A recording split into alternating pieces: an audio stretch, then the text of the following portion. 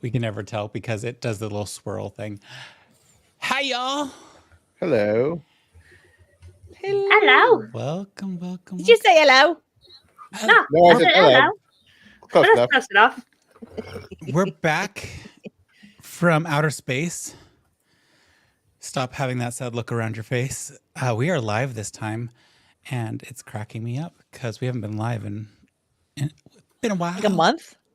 Yeah. More than a month. It's been some. It's a serious investment in not recently.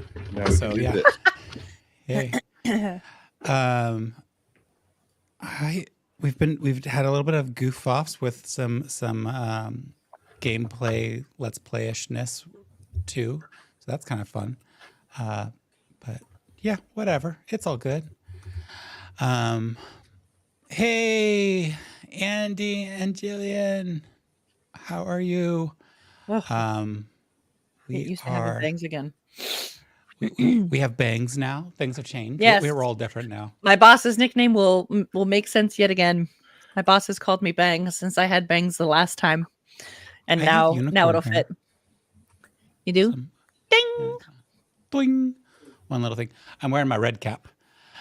Ah, so good to see everybody. Bloody. Okay. Welcome, Adventures of the Dice.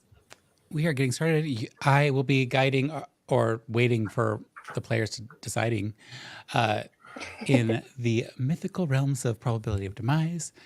We are venturing forth in an uproarious adventure, and I am going to make this as brief as possible. Of course, there is the scintillating presence known as Tanzanite Vernell, aka Jess in real worldishness. Then there is the loquacious and other L words that mean speaks a lot, Asher Lake, who is played by Jason. And then, of course, the furious of them all. And yet, somehow, the leader of her people, Trixie, played by Larissa. Yeah, somehow through no choice of her own. Yeah, she just Definitely not doesn't give me Rick's much. There's no character background, so what do? I make shit up. You got to have something to motivate you. I mean, If you don't, asked then us to I'm make just gonna literal give you hot children. How much messes. background do you want? Huh. By the time Minute. I was 17, It's I had called fought in character 7 development. wars and was an old grizzled bastard with a beard. All Trixie wants to do is adventure, so therefore we must put things in the way of that and see what she does with it. All that Tanzanite wants to do is have pretty beautiful things, so we must put things in the way of that and make it messy. I'm a pretty, pretty princess. Asher wants to have a good relationship with the adults in their lives, so we put things in the way of that, make the adults a hot mess. No, that isn't exactly it. Asher wants to be a famous bard, but I kind of failed and let the poet know it too early. But welcome, everybody. This is Probability of Demise. We are working to support independent creators. I was wondering who was going to beat me to it. And then if you're on the podcast, you're missing a message that says from Andy, all Asher wants is Tanzanite. All I want for is you. And here we are, lovely, happy, going strong. I think we're still supporting and excited about everything coming out of Stonewall Corral, correct? Yes. Things are still Hang on. producing. Yes. So in brief, what's going on? Our concert is on Saturday, December 9th at Holy Apostles Church. It's in Church of the Holy Apostles. It's in Chelsea, 9th Avenue and 28th Street. It's at 7:30 p.m. And the title of it is Make the Yuletide Gay. So it's less about, I guess, holiday music per se, more about the winter and the changing of the seasons. There's a lot. We're going to be doing. There's going to be actually a lot of poetry being read in between, so it's very a lot of art being presented, both choral and literary. So I highly recommend it. You also, here's a note, if you are not already a season ticket holder, if you buy season tickets now, you save 25% on tickets for all 3 of our concerts for the season. So and the opportunity is only now that you get that discount. So up until our first concert, you can save 25% on season tickets, and you get there is VIP seating options at concert, I believe, if I'm not mistaken. So yeah, definitely worth it Awesome. because we have some really cool stuff planned for the rest of the year. The other thing, sorry, one more thing. The other thing is this is going to be a real-time thing. So if you are listening, hopefully in the next week or two, as in today is November 12th, this year Stonewall is doing a new fundraising project, and we have a caroling group. So if you are local to the metro area and are looking for some queer carolers to come sing in the lobby of your work or at a party or anything where you could use a little cheer and music, you can find out more information about that on our website at stonewallcorral.org. Awesome. And now let's go on to the word of the day. Word of the day. Word of the Word of the day. Okay, so today's word of the day is parse, which is to analyze critically. Well, let's see if our 3 characters can parse their way through all the magic that has happened. And I am not going to let us roll for it right now because I'm realizing how much of a chunk of our time that steals from it, because some people just don't want to tell us the numbers quickly.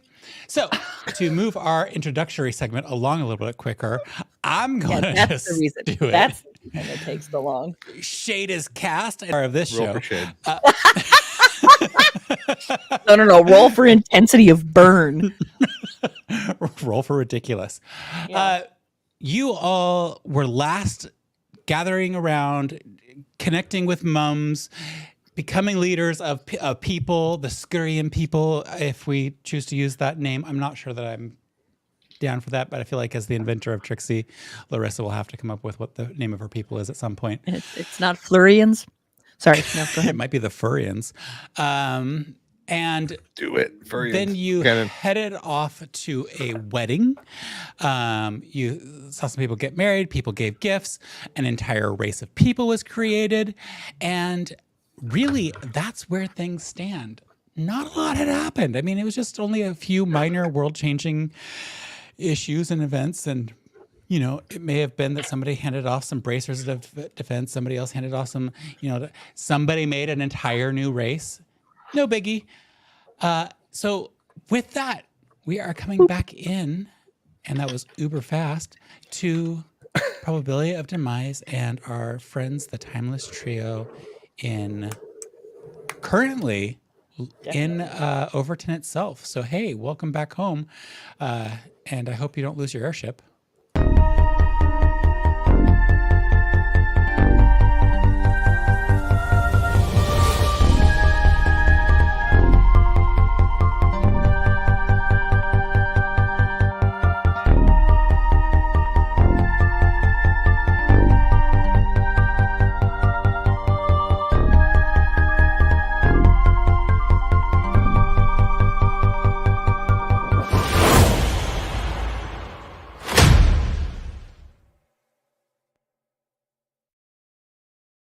Bada bing, bada boom. To be honest, Intro. legitimately do not remember where we parked that thing.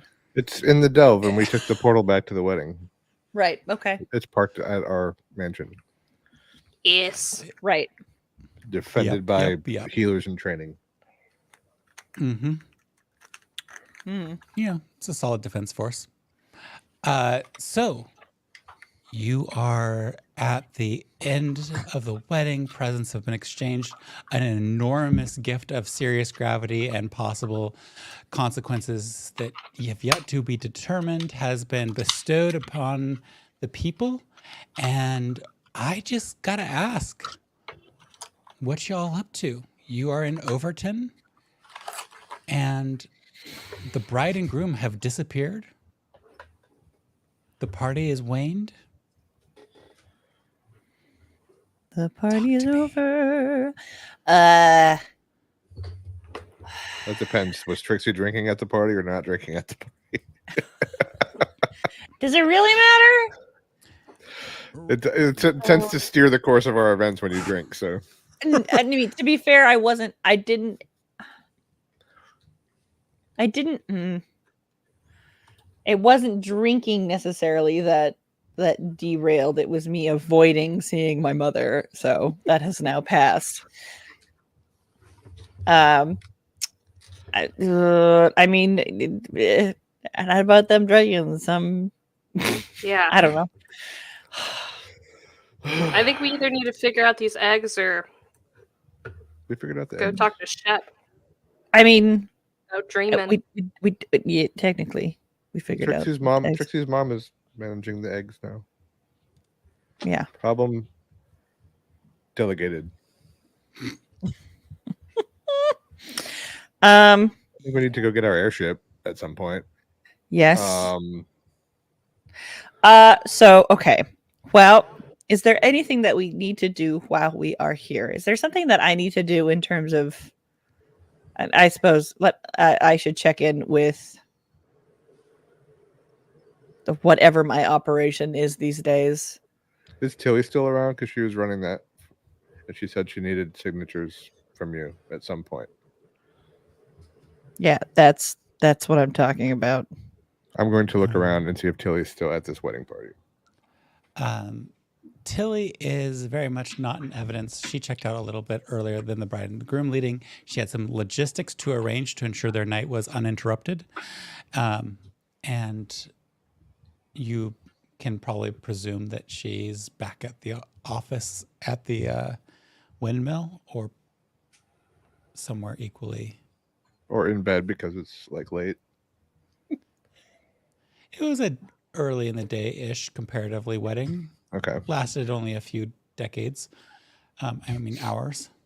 I've been to God. weddings that just We never time seem to traveled end. again. Son of a bitch. You step out and it is now 20 years in the future. Tiamat rules. Oops. Hey, oops. Or bow to your goddess. So we pull a quantum leap. We're just like, oh boy. And then the episode ends. There's a whole bunch of undead because there's been nobody to usher them to the other side. Oh dear Lord. What was I going to say? Allow me to show you to the office. I will start off towards the office. I feel like I've been there, but I don't remember. I don't think you have. Oh, I mean, we're in the office technically. Like we would have to go back upstairs. Yeah. So Right. you make your way there. You can see Tilly is hard at work. It seems that time has upgraded Tilly's space and material presentory self. There are several other individuals in the same space as Tilly, and they all seem to be hard at work, scratching something into some of the fairly new, high quality magical parchment that is made using a trademark spell developed by Asher themselves. Quickly copyright claimed and connected and placed into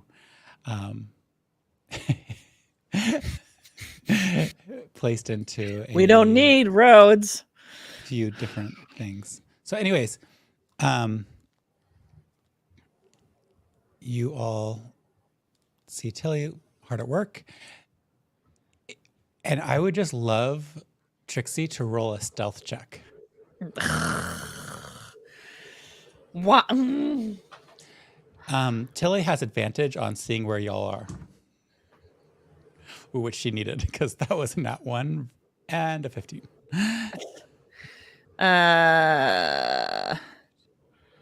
18. All right. 15 plus 6. She is aware of your presence. She looks up for a moment and goes, oh, okay. Here you go. And without waiting a beat, she pulls aside a wooden chair. It looks a little bit more stool than actual chair. There is no back to it to accommodate a certain tail. Hop it to it. Sit down. Is there, yeah, and no, I'm Yep. going to. Is there like something to write with, or? Oh, we got a lot of things to get through, so no problems at all. Okay. You don't have any And- maple syrup, do you? Oh, I am well prepared for you. Don't worry. You get this. And she pulls out a tiny little thimble of what looks like a shot glass of maple syrup, but then she quickly covers it. Each 20.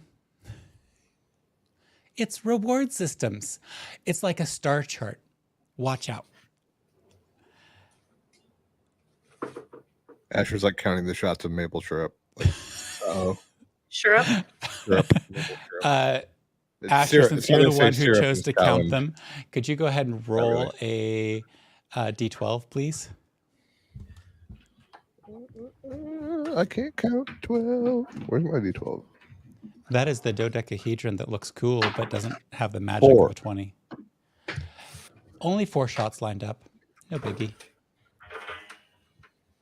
It's only 80 I will- documents to sign. Like doing your taxes. All right. How much attention are you paying to these documents as time goes on? I mean, I would like to read them to the best of my ability to comprehend them. Roll An intelligence saving Go throw. for speed reading. roll for intelligence. So how I am willing to give where I can. Giveth and taketh away. So how do you think Trixie approaches a whole bunch of documents? Is this something where Trixie is maybe kind of like using her knowledge and history of does she even know history besides military and healing history, and as much as she does from training? Or would this be something where she's kind of trying to apply her more investigative mindset? Is this I think it would definitely be more of like a along the wisdom in terms of like oh, it's not a Working- wisdom check. no, I'm just saying no. Let hear me out. So checking with Tilly to understand if all of these forms are the same type of form, and there's only a few things in each form that are different that need to be reviewed. Like if they're all the same type of like petition or format, template, whatever. And if not,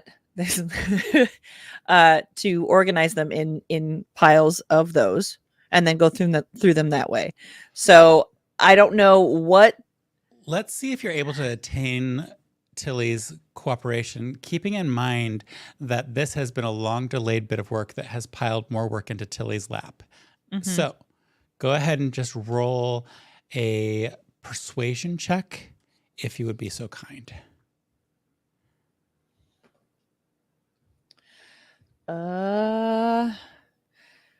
16. She's not forthcoming. She's not doing work for you. She's not repiling the documents, but she is willing to indicate to you what type of things are as you kind of thumb through them and kind of give you a little bit of direction to get a sorting system down. None of these seem super complex from what you're hearing from Tilly, but that would be up to you to do an intelligence check or saving throw, maybe, depending on your situation. How so? Well, if you're just going to like barrel through and hope things work out, we'll call that an intelligence saving throw. But if you're going to be more, the DC is different for both. So you choose. Okay. I mean, I wouldn't just try to barrel through. Like, I take the responsibility seriously. It's more just, it was not responsibility that I wanted in the first place. It was more just my trying, like, Yes. yeah. Awesome. So you dig through. I need you to roll that dice for me. Roll that beautiful bean footage. And this is just straight intelligence. Yes. Ooh. While No, that's it's not a happening, save. Damn. Tanzanite, Can I be in? I Tanzanite, should have done the if saving you- throw. if you would be so kind to Tanzanite, I would love for you to roll 2d12s, and we'll see if you get anything from that. Add them together. Don't tell me them separately. Add them as one whole. And then Asher, you're there in that office space right now. Is there anything you would be trying to investigate and find out? Because this looks like it's going to take a while.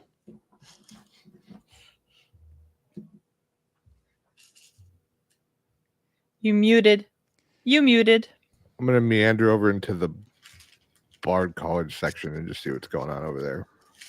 Cool. As you go in, it's been a while. Your fame is different here.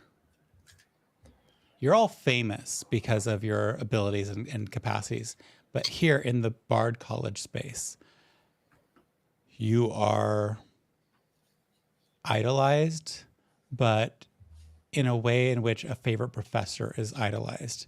There are rumors about you that are being wagers are being resolved, and rumors about you are being resolved just by your mere presence. What'd you get, Trixie? 14. Okay. Would have been a dirty 20 if I'd have done the saving throw. God dang it. That would not have been good for you. With a 14, taking your time working through all these documents as your friends kind of start going off into different directions, doing other things that they're doing. It's fine. Just leave me here. It's fine. You discover a couple of things. Some of these things there's potions for clairvoyance, and there's potions to enhance dream states, and it's a strange new avenue of potion making that seems to be occurring here. There's a little bit of, it almost feels like this is probably mumbo jumbo, but there are a lot of requests to formally sell these potions under this new umbrella through your organization. And they seem quite earnest. And a lot of these forms are documents asking for you to do some user testing so that they can get you under the umbrella. There's also several that have been older, that have been ignored for a while in this genre of things, but those stick out to you, that there was some serious requests for potion tasting around these kind of shocking to see, like, people want to know the future and there's a potion for that. I'll let you think about that for a moment while you're chewing on that delicious gummy bear. Tanzanite, what'd you get for your total? Milk dud. You're muted. So Tanzanite, if your total is 18. milk dud, 18? You Yes. said 18? Combined. Yeah, combined. Okay. So what? So just one of your D12s alone wasn't an 18? Correct. Do you want me to stack him for you? Well, I mean, okay. I'll be right back. You are kind of taking this moment of peacefulness, Tanzanite. I mean, you did just push forward a blessing, and you're kind of feeling the ramifications of that blessing that you push forward echo around. And maybe it is a bit of meditating on the essence of death. Maybe it is a daydream. Maybe it's maybe you fell asleep for a moment here in this space. But in this restful place, you have a flash of a vision of the future. And the following unfolds for you. You see a banner with a symbol that is not unlike your family symbol, but different in some very important ways. The shadows are emphasized in this house crest, and underneath it in script that should be fairly unknown to most, it details the name House Umbra. You get a sense that this is a house of your making. And you can feel the favor that you just bestowed upon the happily married couple. You can feel how it's linked through this house. And you can feel that there's this otherworldly connection between House Umbra and the otherworldly space of the realm of the departed. You, as a shadow yourself, seem to slip within the building behind this symbol. It's a mansion, truly a mansion. And you can see that there are niches carved into the hallway space as you first come in. And each of these seems to be an altar to some aspect of your life. You see your mace on a shelf, decorated and slightly veiled in some sort of spider silk material. You see many of your gems that you yourself are wearing right now. Each have their own special place of honor. And you see the tools of trade of an assassin's guild. You see that the people who live here truly honor and feel strongly about stealth, disguise, and the lethal arts. And you can feel that your blessing is infused through this practice. As you continue to move through the manor, you realize it's a Gothic edifice. It's like shrouded in perpetual twilight. I mean, if you didn't know better, you would think vampires lived here. And it's a testament to the family's enduring power, to the power of your blessing. The labyrinthine corridors are actually hard for even you as a shadow to slip through. There are hidden chambers that you can feel but not find, and you hear whispers of countless missions, and each of them seems tied directly to you, to your will. As you go deeper into the depths of this place, you find a man, you suppose a man, different in bearing and look, but an echo of Fawn's visage upon their face. And you see that this is a figure of power and resolve.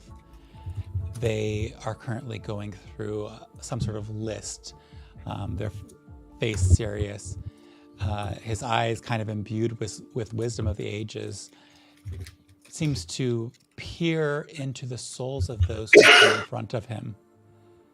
He's able to discern their true intentions and weighs their worth against your decree.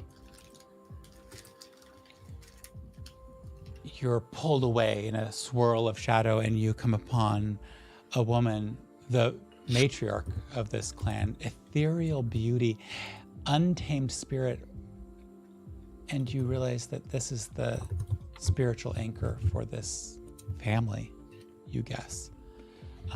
And her connection to you is profound. She seems to be whispering to shadows and speaking to you, though you don't hear yourself respond, and you know it's not to you now, but you of the future.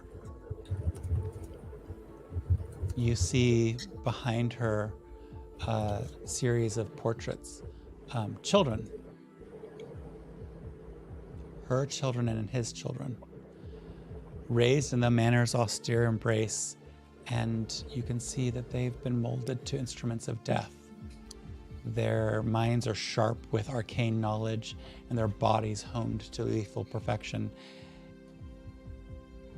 From an early age, you can tell that these children are taught to wield the tools of their trade with precision and grace, and it echoes through that space. The Umbras, these people, their life is a constant dance between the mortal realm and your realm, the ethereal domain of you, yourself. And their existence is a paradox because they are both instrument of death and guardian of the balance between life and afterlife. Their actions, shrouded in secrecy and moral ambiguity, are driven by an unwavering belief in your divine purpose.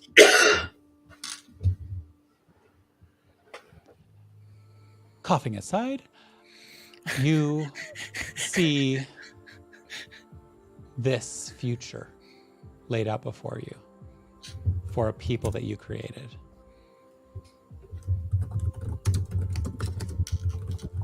Asher, as Tanzanite's mulling that around, you are in a space where people really seem to like you. They seem to be very, even as you walk into the space and they're asking you questions, they're hanging on your every word. What do you do? Oh God, stroke that ego more, Jesus.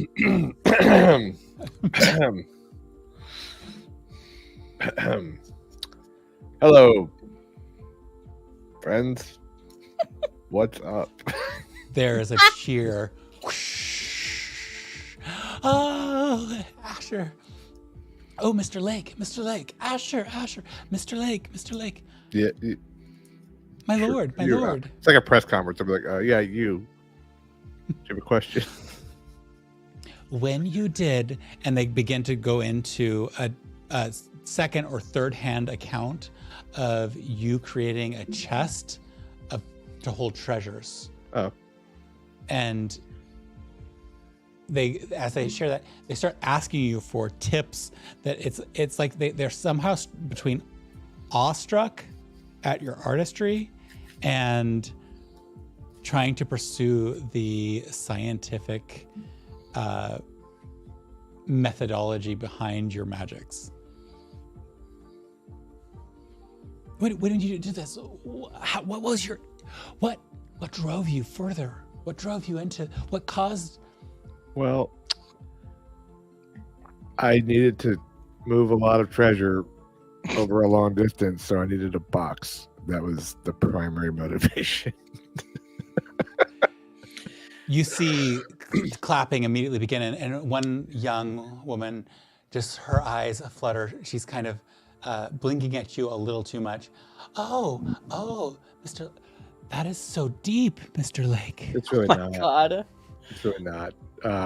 I'm getting Indiana Jones vibes.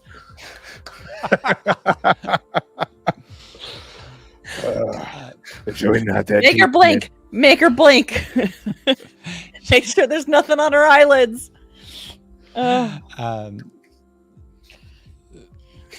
Another person pipes up, seeing a moment where you're not responsive, and they say, oh, and we heard you defeated the sorceress Gramisel. How was that? What did that look like? I mean, I know that was early in your career, but Sorceress Gramisel. Another person pipes in, and talk to us about the I've time defeated where so many sorceresses I can't remember. Sorry. they start to overlap again as their questions build to a fury, and there's just a cacophony of voices. All right, this has been great. I gotta get going to pick up my airship from the shop. And you guys keep doing what you're doing. I'm hearing good things. Stay cool. Bye. Okay. Roll a stealth check to see if you're able to escape. What's stealthier than a silicone dice that you can't hear dropping?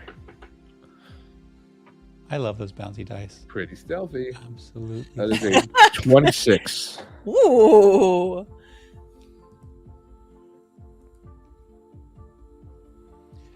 With a 26, you are easily able to slip away from the students.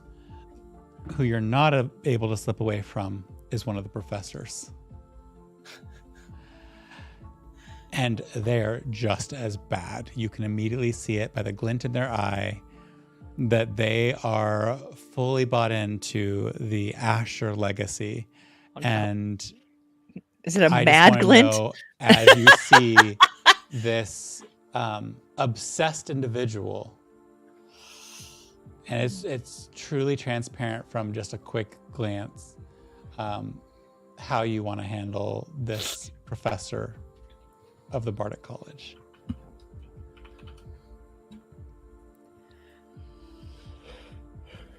Sorry, what? I got distracted by the private chat. How would you handle this professor of the Bardic College? Hello, Professor. How are you?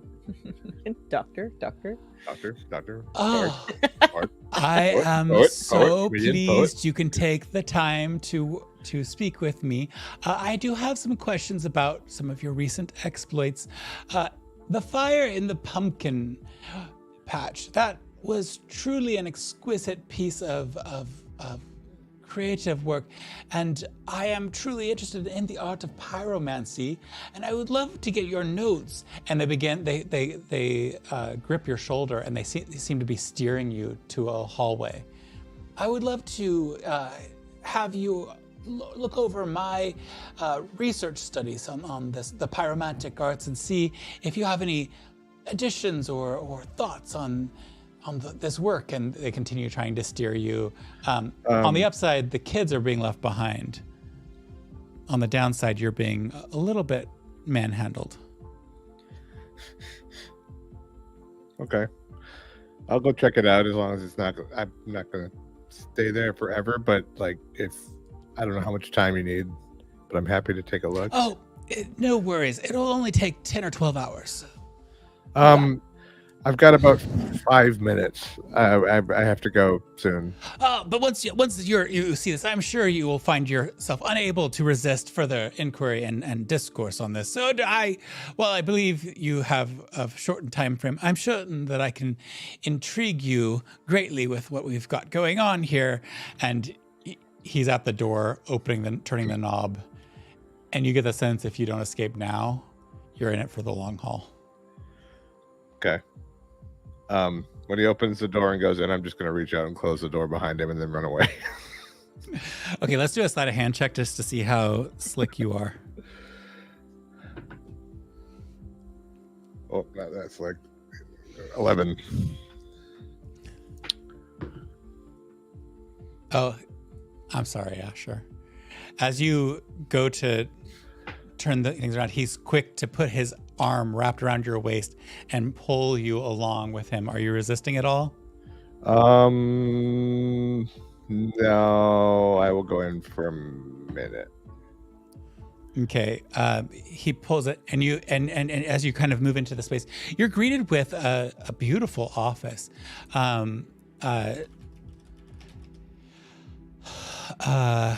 You see that this space has been laid out intricately. There is an image that catches your eye at first of a 5-headed dragon. The air is kind of thick with the smell of sulfur and smoke, which isn't pleasant. Smoke and sulfur, rotted eggs and smoke, maybe not the best smell in the world. But it's not something you're unfamiliar with. And you can see that the shelves are filled with books. Some that look suspiciously like books that you had collected in your youth. Either they're copies or they're additional copies, or he's maybe raided some of the Asher library. And then there's other books on alchemy and fire magic. And in the center of the room, there is a large fireplace, kind of an open pit style with a colonnade over the top of it that seems to be capturing most of the additional smoke. And there's a fire there roaring currently.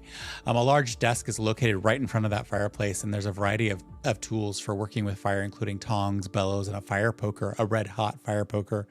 There's also a pot of molten metal that is pulled close to the fire right now, and you can tell that it's molten metal because a bubble had formed and popped, and the splatters of metal had just gilded certain objects in the space in a similar way to a bit of water might do that. And just being in this space, you realize that this individual, their black hair, blue eyes, a long black robe, he's covered in soot.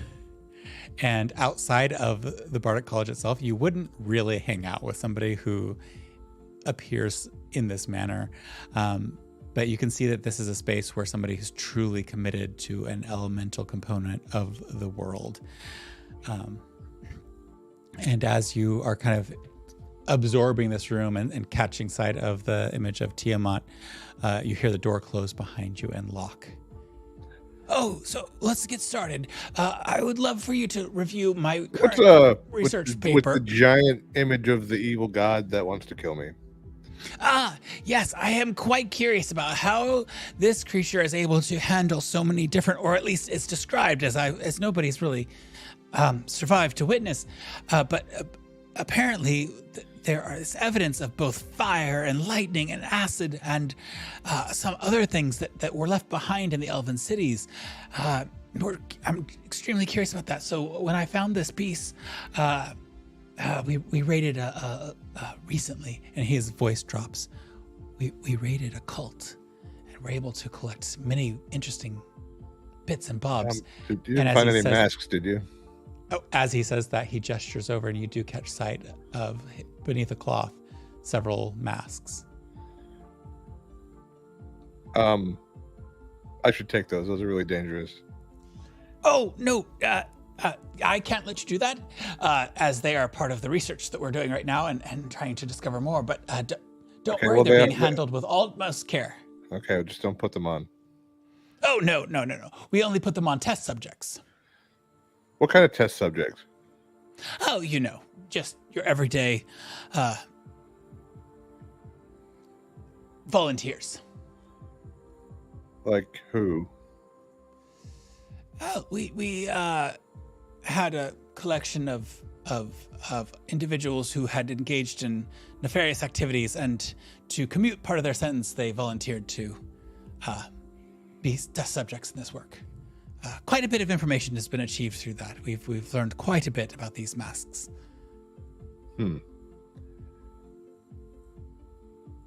Currently, so you're experimenting on prisoners, is what you're telling me.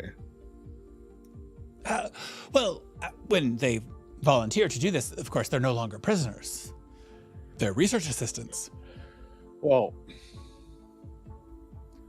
if you give somebody a choice between prison and something that could hurt them, and then they choose a thing that could hurt them to get out of prison, that's still not really a choice. You understand that, right? You bring up an excellent point. And I didn't do so well in my ethics course. Really? So you might need to all right, we're going to talk. Bring this before the review board. Does Fawn know about this? I believe she might know about this. She has endorsed work to discover ways to reduce the threats we're currently facing, and this is how this was funded, was through a bit of... I need to look into our funders, because I just took the money. I might have some questions that I need to... And you make me uncomfortable. I would love for you to roll a Arcana check really quick. Oh dear. Oh, that's not good. 10. Okay. And now I need you to roll a wisdom saving throw. Let's try a different dice.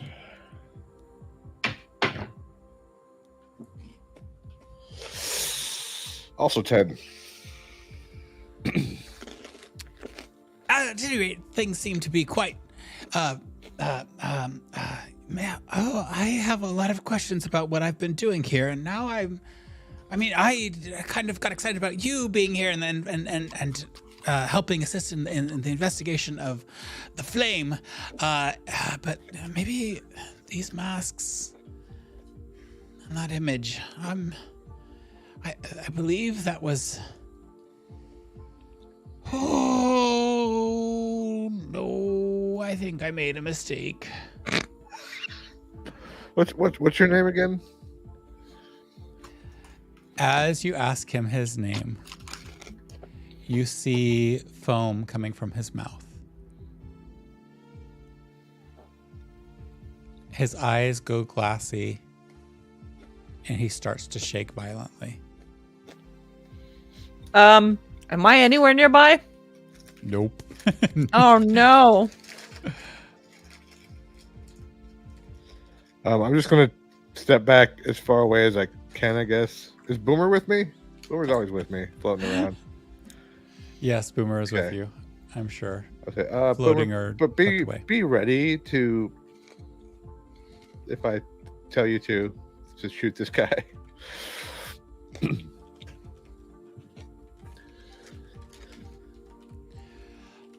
So as you step back and make space, you watch the foam grow, and you see his eyes roll back to the back of his head. His muscles are twitching and jerking, and then he falls to the ground quite loudly, knocking over a few implements. And you hear and see the cauldron of molten metal swing precariously, splashing once again. And then the seizures stop. Hey, buddy. Are you okay? There's no response. I'm gonna say, hey, Boomer, go poke him with the butt of the rifle. You watch as his robe indents a little bit from the poke from the end of Boomer. No reaction is visible. I'm gonna go over and check his pulse. Roll a medicine check. Yeah, we're talking. 21. Faint and thready.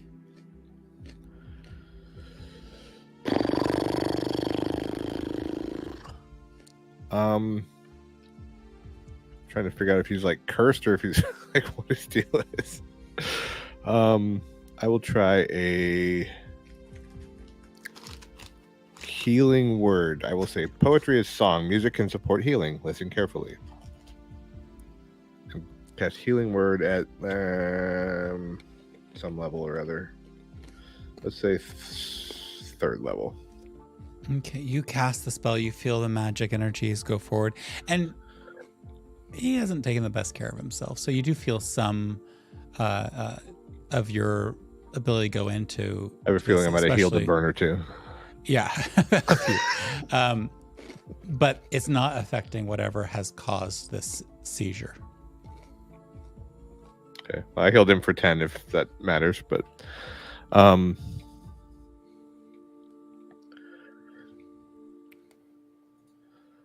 gonna go try to open the door, even though it locked behind us. Yeah, you go to the door. It is locked. Trying it from the inside, you don't see immediately a way to unlock it. It is locked, truly locked. I'm gonna grab sling Boomer around my shoulder, and then I'm gonna grab the dude, and I'm gonna say some words that mean things. I'm gonna say, a lovely office full of interesting things. I'll come back sometime, and I'm going to dimension door out of the room and as close to Trixie and Tilly as I can get.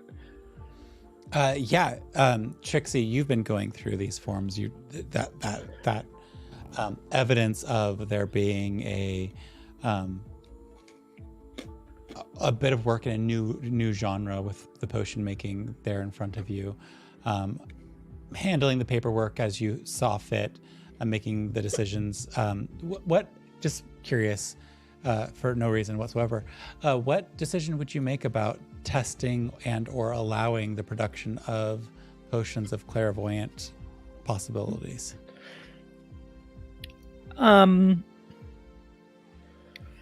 What if you drink a potion and then see what happens if you make each decision? Sorry. I feel like she wouldn't necessarily be against it. It would be more like, what the I think it would be kind of like the people who would want to buy it would have to go through like an application process. So you're in the process of having this discussion with Tilly about what sort of regulations might need to be in place, and Tilly is discussing which government bodies would need to be involved, and she's also indicating that that works for this city, but what about the other cities? They're all governed separately, and of course someone could purchase here, passing through fairly innocuously, and then sell elsewhere. So what sort of things can we do to, if you want to restrict the sale and availability of this type of thing? And so you're having this discourse with her, sharing your viewpoints. She's sharing hers and bringing up concerns that she thinks might be of relevance. And as she's pulling out some samples that have been provided for the testing purposes, and she's kind of reviewing the labels and saying, well, these are from trusted providers. And as that's doing, before you actually get a sample, Asher and an unconscious individual dressed in a black robe appear in front of you, and Tilly says, well, I could have predicted that. I think this guy, something's wrong. Do you have a healer here somewhere? Like a doctor or someone that knows? I tried to heal him and it didn't do anything. He might be cursed. Do you know what Tilly's kind of immediate response is just, the three of you are probably the most qualified beings. Tanzanite! Yeah, I look at Tilly and go like, does he see me? Oh, Trixie, he had like a stroke or something. Can you check him out? Okay. Please. I'd like to do a medicine check. All And right. then based on that, use either physician's touch or hand of healing. Well, let's do the medicine check first and see where you go. Hopefully it's better than mine. Oh, wait, mine was okay. Never mind. Whoa. 35? I rolled an 18 and I have a plus 17 to wisdom or to medicine checks. When you're good, you're good. You're able to quickly assess and realize that this individual is cursed. Okay. And it's a recently laid curse.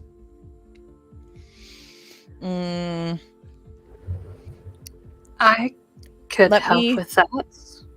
Are you here? I am. I have not left the room. Okay. I was here the whole time. The whole time? I just couldn't remember because I wasn't sure if you were in your head or in your space. I I mean, missed actually, I her. don't know. Missed Am I out of my head yet? Yes, you are At very this much point? out of your Okay. head. Are you Are you with us? You are with them. Okay. So yeah, Then yes, I relay that. I say, well, it's not. I mean, from what I can tell, it's not poison in the traditional sense. So, yeah, anything you want to try, you go ahead. Yeah. I walk over and I touch my gem, my tiara, just like lay a hand over him, and I cast Remove Curse. okay. it What go at level do higher you levels? cast that spell? Does it What go to level higher spell levels? is that? I have it as a third, and I don't know if it Yeah. goes higher. It may not. I Is just it? need I don't. Is 'cause it there's strong? Different. Because I don't think it's stronger if you upcast it. Is it? There are different other spells. I was trying to find out which level it was that she was casting this. There's some Simply other... have the cleric remove curse. If I can do it at a higher level, I certainly would. I just don't see. Oh, I see. You cast the spell, and Otherwise, can I it's a have third. you roll an Arcana check, please? Arcana. This one's pretty. I'll use this one. Rick gave me this one. Rick gave me a Arcana, dice and there it it hates is. me. Yeah. What are you? Okay, that's not too bad. And then 20. Wait. 21. Awesome. Wow. I know how to 21. do math, I promise. With a 21, I think you see, as you're removing this curse from the individual, you see the images of when the curse was first laid. And in the heart of a forest not like one that you've seen so far, beneath some gnarled branches of ancient trees, there was a solitary figure standing amidst a kind of swirling vortex of ethereal energy. And they hold in their arms black robes that they hand to another figure. And this other figure is a slightly younger version of the man that is dressed in those same black robes in front of you. And they raise their hands towards the sky. Their eyes are burning with an intensity of some other reality. And it's mirrored in the other individual's form. And from the depths of a vortex, the figure multiplies and then is shrouded in a veil of darkness. And these robes wrap themselves around the person who is now prone in front of you. And you can feel the connection of this malevolent entity tainting the robes and thereby the wearer of those robes. And you can hear now an insidious voice within the black robes, speaking of exploring things and accepting things as they are, just this is fine. Oh, don't worry. Suppressing the conscience of the person. It's like if you were Pinocchio without the chimney cricket. Chimney cricket has been suppressed, crushed, hidden, and taken away. And as you expel the curse, you feel the robes unlink from the individual in front of you, and you hear a piercing shriek that's only in your head and in the head of the unconscious individual in front of you. The black robes fade and now look tattered to all three of you.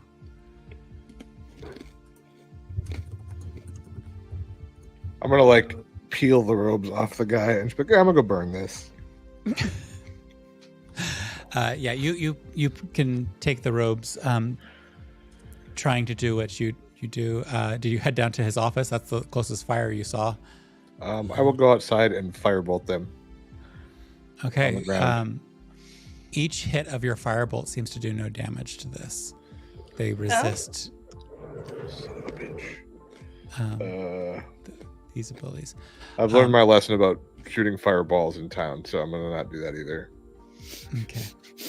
I would go back and be like, it will not burn. Right in front of you, there's this unconscious individual still. The four of you, Tilly, the three of you, kind of standing around this person. Tilly's assistants have just continued working. They've seen stranger things in this space and place. Tilly, why were you not surprised that this happened? Sorry. Have you worked here? Have you worked with you? Well, do you must know this man? Where? Did He's you one of know the that? professors with the Bardic College. I'm sure I've Did dealt you know with that his they've- paperwork before. Did you know he's been experimenting with Tiamat cult stuff, like objects and magic? I'm certain many of the professors are. I mean, we have a whole division dedicated to trying to figure out how those objects might be overcome. Did you know really dedicated he's towards. commuting prisoner sentences if they'll wear the mask, like the cult What mask? does that mean? Well, I've never put one on because I've been told they're very bad. No, I'm sure that that's gone through the review board, including Fawn and her husband. Now I'm worried that I'm Fawn getting the married an feeling evil that guy. you don't know about this. But then you are busy, but I mean, the college has to run. Professors conduct studies. Okay. Would help if people shared things like masks are bad, don't touch them. But I feel like I must have said that at some point. Definitely in Canyonville, maybe not here. Yeah, I guess they wouldn't have told you. or things have been shared, but just not with the right people for distribution. There are some layers to the organization, and she kind of whispers the last. Okay. Do you have a key to this guy's office? Because it was locked and I had to use a spell to get out. Well, the dean of the college should have one.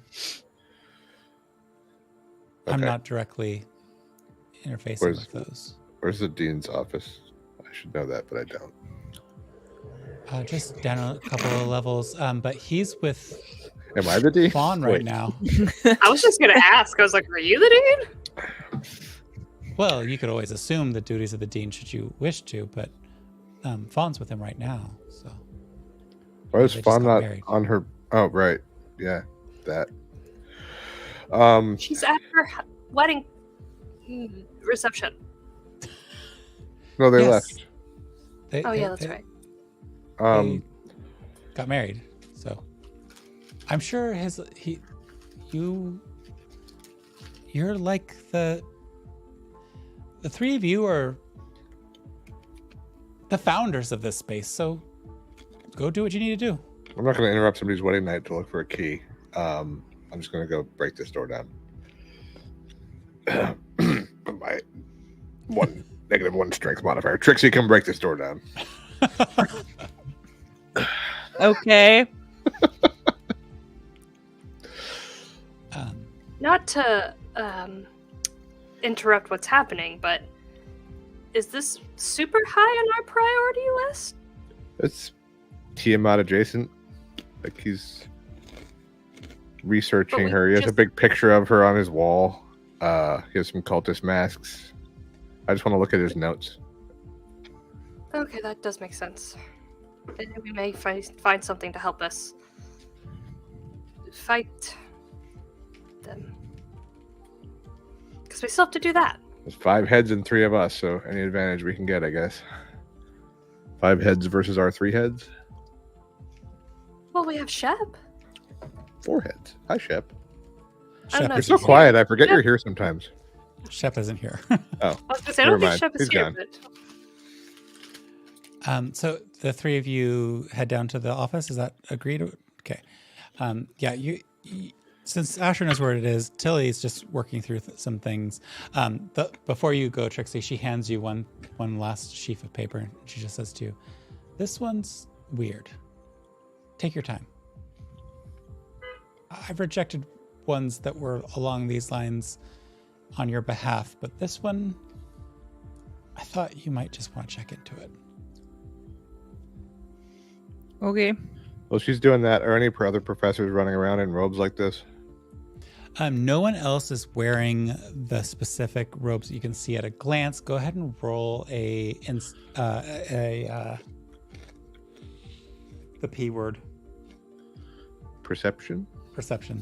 It's like proficient check. My rolls are crap tonight. 17. I mean, as you watch the ebb and flow of people, you're moving back into a section where there are folks who are trying to get your attention, and some of the young people from before are trying to gather your attention. None of them are dressed in the same exact robes. Honestly, robes are kind of an abnormality. There are some that have adopted robes as more efficient for magical wielding, but no one that you could ascribe to the same. I'm going to stop and be style. like, hey, students, has anybody been experimented on by professors for like Tiamat-related things or other things under sketchy pretenses? As you just shout this out into the main space, Definitely not causing a panic. you get a lot of looks and a lot of understated fear, and then one maybe a little bit braver or more brazen, but a bard definitely, just shouts up, "Is taking exams considered experimentation? Because I've definitely been experimented upon.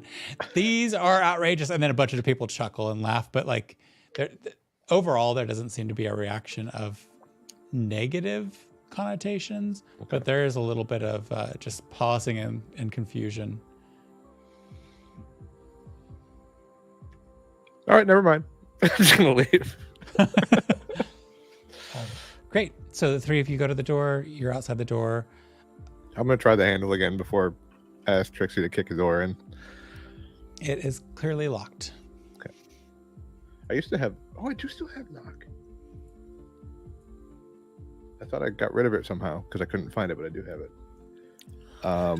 I didn't suggest it because I didn't want a metagame.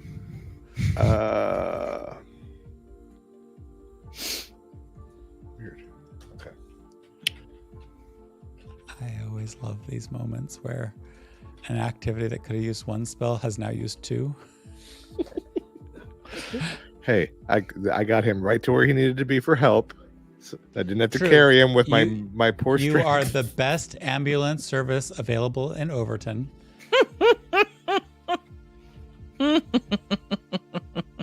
Tilly is currently trying to figure out what to do with his unconscious body. Luckily, she's used to this type of crap. I'll say, knock, knock, who is there? It's me, Asher. Open up, unlock this damn door. And I go, boom. Boom! The echoing sound of the spell being cast echoes throughout the whole space. If anybody's attention had wandered, it's now re-riveted upon the three of you opening this door. The door clangs open, and you see that same space that I described before. I'm not going to describe it again, but it's warm sulfur smells, smoke, fire in the middle. See, it's very evil vibes, see what I mean? Like it's nice, but like an evil villain kind of way. Especially with this, the mural of that. Anyway, I'm gonna go look at his notes on his desk. Go ahead and just roll a quick investigation check. Investigation. And you're specifically looking at the notes. To start, 17. Great. With a 17, you see most of his notes are on Tiamat's motivation. There are a separate subset about fire spells in general. And you can see that was his original line of inquiry, but the components about Tiamat's motivations, you can see that it's really focusing on revealing her desire to have dominion over the world, and her unwillingness to stand any opposition to her authority. And you can also see that there is a lot of notes about some sort of ancient times, deep-seated resentment to the gods of the past. And so you just have a little bit of information on that. Trixie and Tanzanite, could you both roll willpower? Roll wisdom saving throws. Ooh. 26. Okay.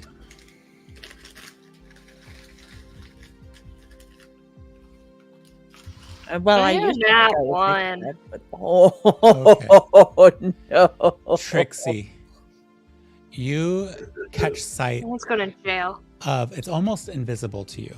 You catch sight of a sphere, a clear sphere, hovering in the air in this space. And you realize that somebody is spying on you.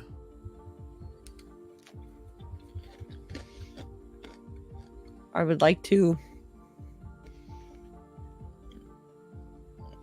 It's like hovering in the middle of the room.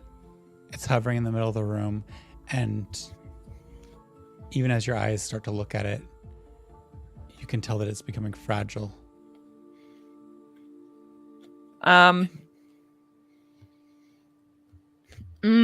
With your 26, I'm trying to give you a chance to see if you. I know. You want to do. But I it's know. Like in a moment I know. reaction.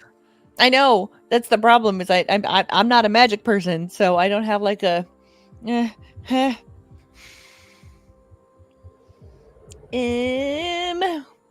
I have anything that I can do to? Hang on, I'm just trying to see if there's anything recently that I picked up. Tanzanite, are you investigating anything in the room? You do see the big, huge portrait of Tiamat. You see that covered slightly with a bit of spider silk is a series of masks. Okay. Asher's plowing through some notes. I'm sorting the notes by like Tiamat stuff and fire stuff.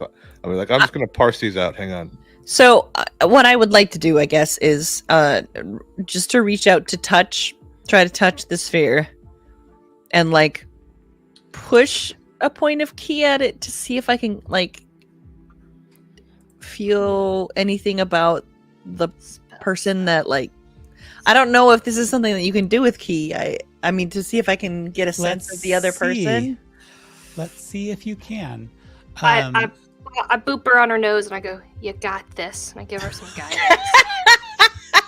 Apparently you got this. I'm just could reaching you- out to the middle of the room, and you don't know why. Could you go ahead and roll an insight check? Okay. Ceremony.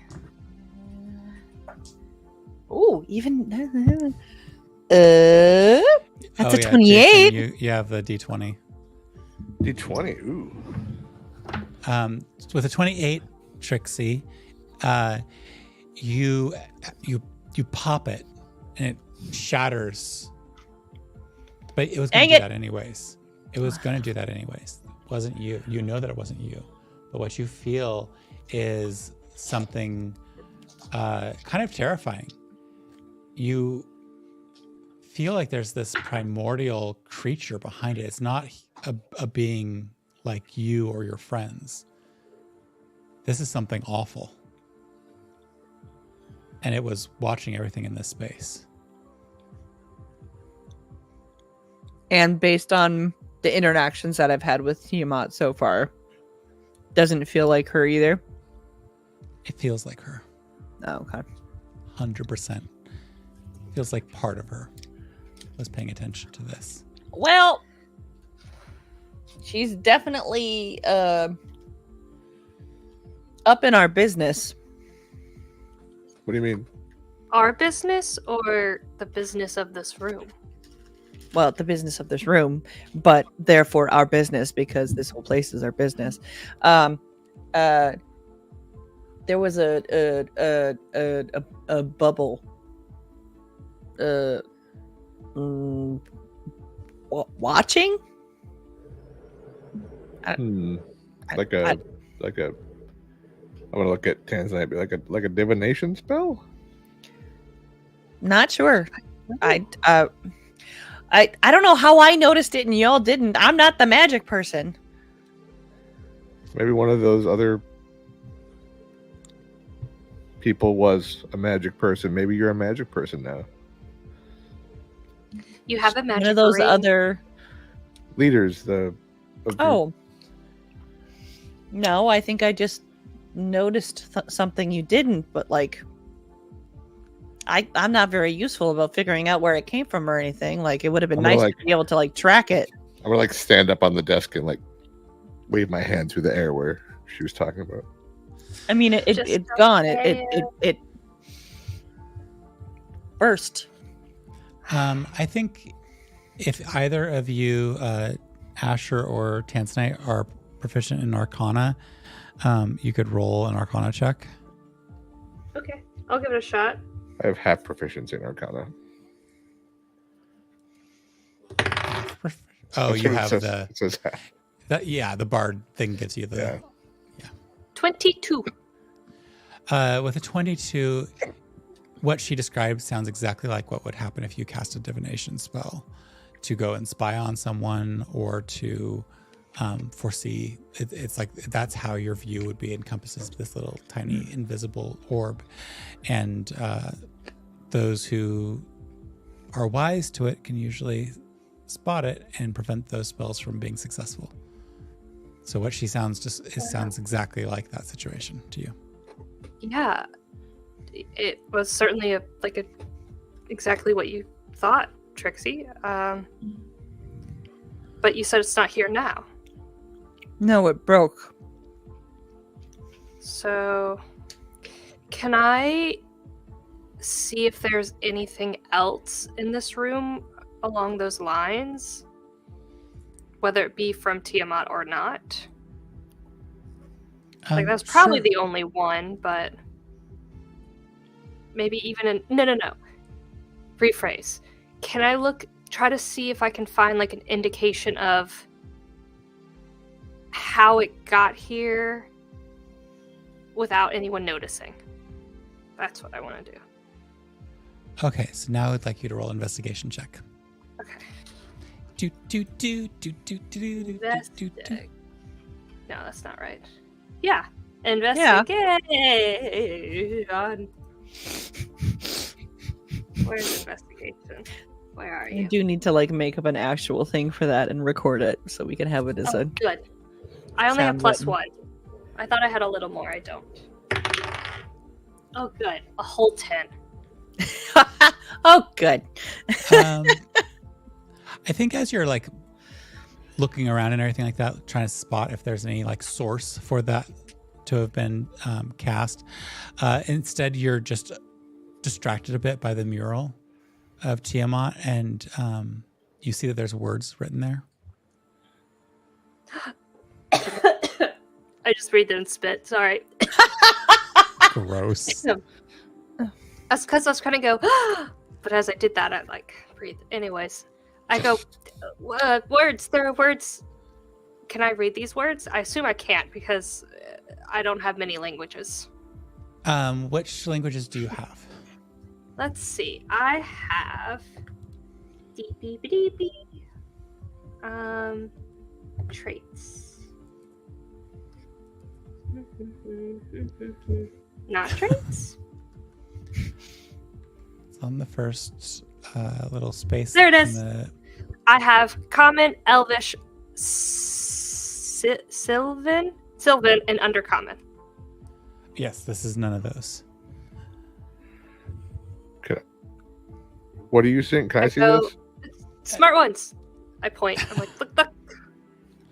She gestures to the mural, and you can see now that she's pointed it out that very finely inscribed is a bunch of writing.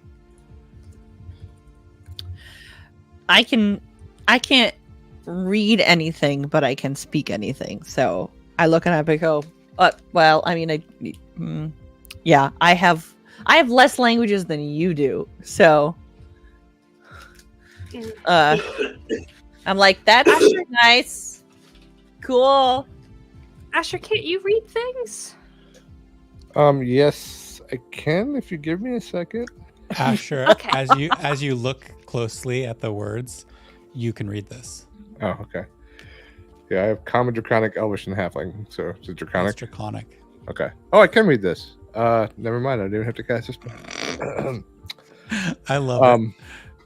Go for the spell first and then realize, wait a second. Okay, what does it say?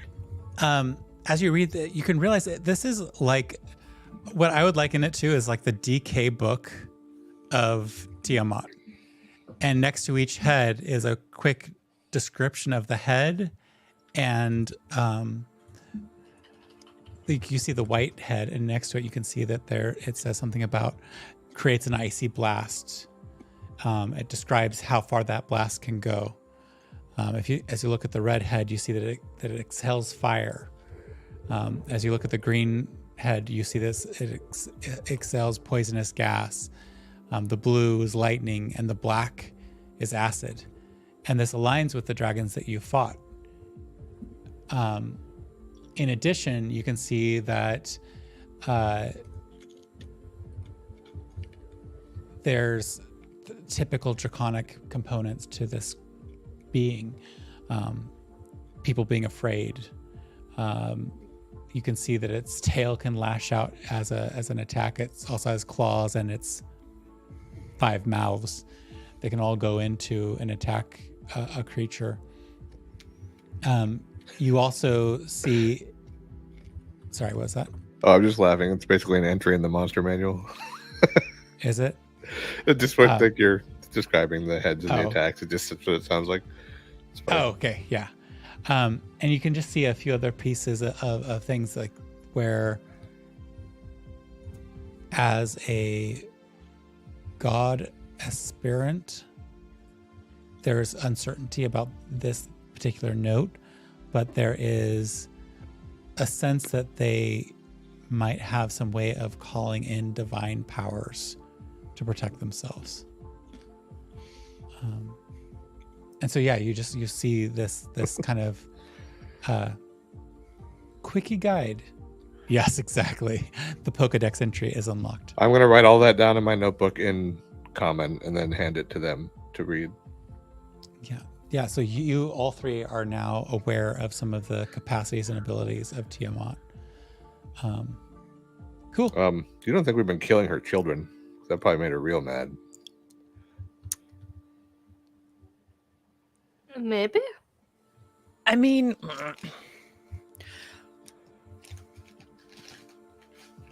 can I roll a wisdom throw or wisdom? I don't know, something like to figure out if that's kind of what I was under the assumption of, because I feel like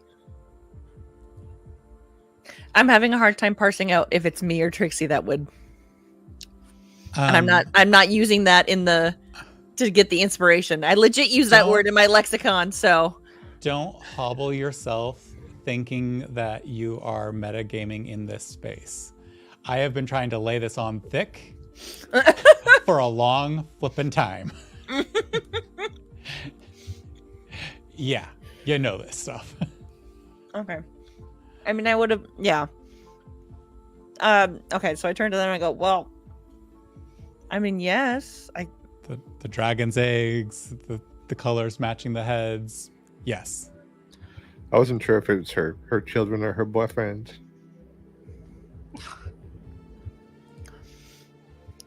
Or both. Gross. It's Game of Thrones. All right.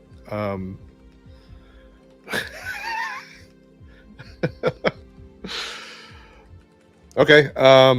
Do I feel like this is dangerous in any way? The writing or the picture or any of that? Go ahead and just roll an insight check.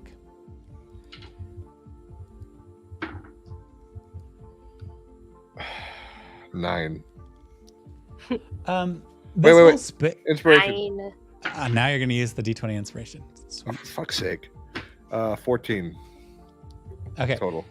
So as you look around the space, there's a lot of dangerous objects in here. You know the masks are probably bad news. You know the pot of molten metal is probably bad news.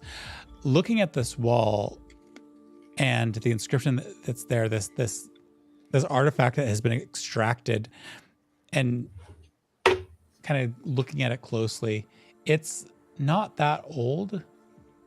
The Draconic has been carved fairly recently. But recently as in within the last 4 or 5 years. Do you think we should like get rid of all this?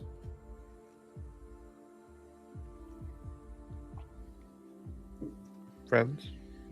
I mean, yeah.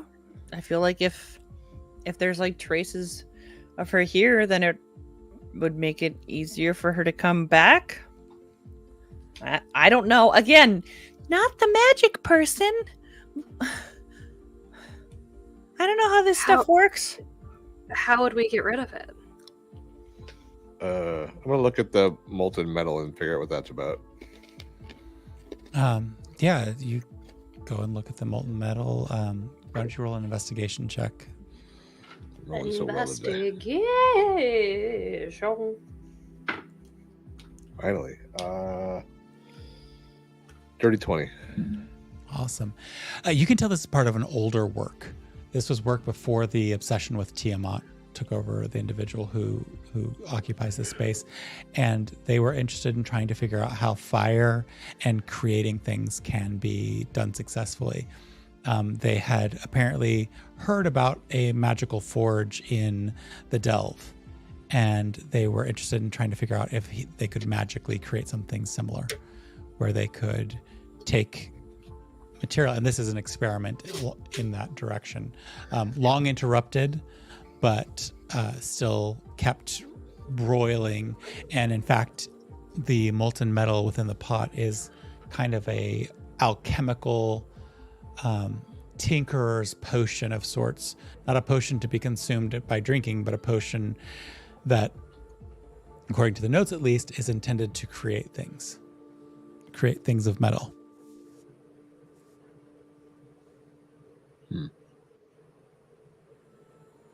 Okay. Does anybody need anything metal? This is like magic boiling metal. Not that I can think of. My mind is definitely elsewhere. Not elsewhere, because there's a whole tapestry of what my mind is on, but I don't think I need anything made. Yeah, maybe we could. Is there any way to transport it? I think it would just harden if we took it off the fire. Oh well. We'll let the school figure out what to do with this room.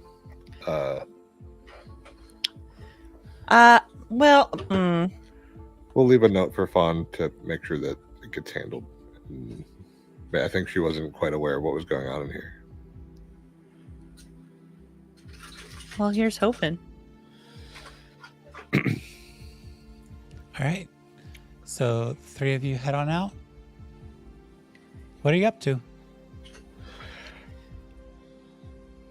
I'm going to tell Tilly to tell Fawn and her husband about the room. Yeah.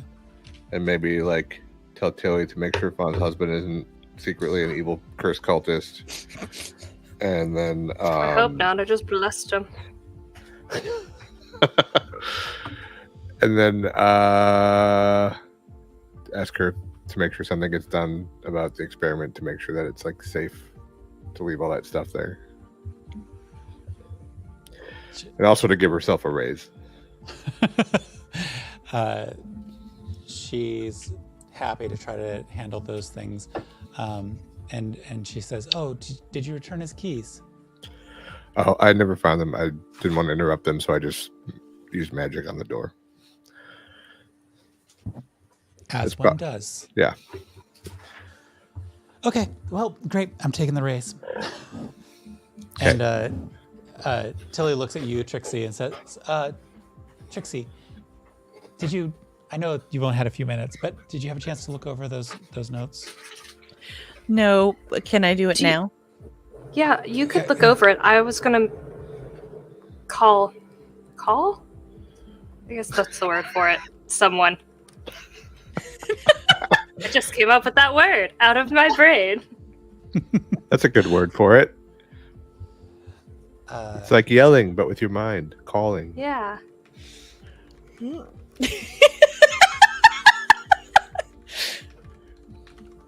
Okay. Today, Tanzanite reinvented. Tanzanite, talk to me about your call that you're making. I just wanted to do a use my little thing to contact my little chateau. You have a chateau? I have a chateau. The Shadow Chateau. How come we've never been invited to your chateau? I mean, you could go. She's greedy. I've been considering I am rich. I am from a rich family. I've been considering the sending. I think of it like a text message, like from the '90s when they had a 160 character limit. Nice. I think it's very similar. I just want to say, I don't know what I want to say, but I need to sound like I know what I'm doing, despite not knowing what I'm doing. Do you need a moment to think? Yeah, I do. Okay, as you take a moment Go to think, Trixie first. Trixie, the love in your lap has. Let's pretend that the dog is the tome of paperwork, and you're looking through it. The cutest paperwork in the world is a good paperwork. You read through, and you read that it's they're describing a machine, but a machine that can create potions on its own autonomously. And as you're kind of reading through it, they call it the automatical potion making device. And you can see that there's a lot of listed components, and they're looking for funds. They're looking for sponsorship. They're looking for someone to provide funds because they are trying to make potion making more accessible so that everyday people have access to things like healing potions. And as you're reading through it more and more, you read, it's a complicated creation. There's a potion recipe database that needs to be crafted. And the database is made of little series of metallic components that get word together and then recombined to create various potions. There's a mixing chamber, and it describes all the details about what the mixing chamber needs to be and how it self-cleans and how it's going to function in those ways. There's a lot of information on the heating element and how the heating element really needs to be developed in a specific way. There's a cooling system, because of course, once you have high heat, you also need to have the ability to cool things down, and a dispensing mechanism and an automated system for vials and bottles to slide underneath the dispensing system. And as you're reading through this, and I'm giving Tanzanite some moments to think, the automatical potion making device. So first, the user selects the potions that they want to make from the potion list of the potion recipe database, and then the machine will automatically mix the ingredients together, heat them to the desired temperature, cool them down to the desired temperature, and dispense the finished potion into a bottle or vial. Hang on. And then as you're going through this, you get to kind of Hold on, I can't hear you. Hold on. Okay, sorry. Buffy's put my headphone on. No, it's funny. You get to this section that's like feels like a little bit sales pitchy, but also kind of cool. And it's like, increased accuracy. Automatical potion making devices are able to mix ingredients together with high degree of accuracy, which can help improve the quality of potions. 2, reduced labor cost. Automatical potion making machines can reduce the amount of labor required to make potions, which can save people money. Increased productivity. Automatical potion making devices can make potions more quickly than an average human can, which will increase productivity. Improved safety. Automatical potion making devices can help reduce the risk of accidents by eliminating the need for beings to handle potentially hazardous ingredients.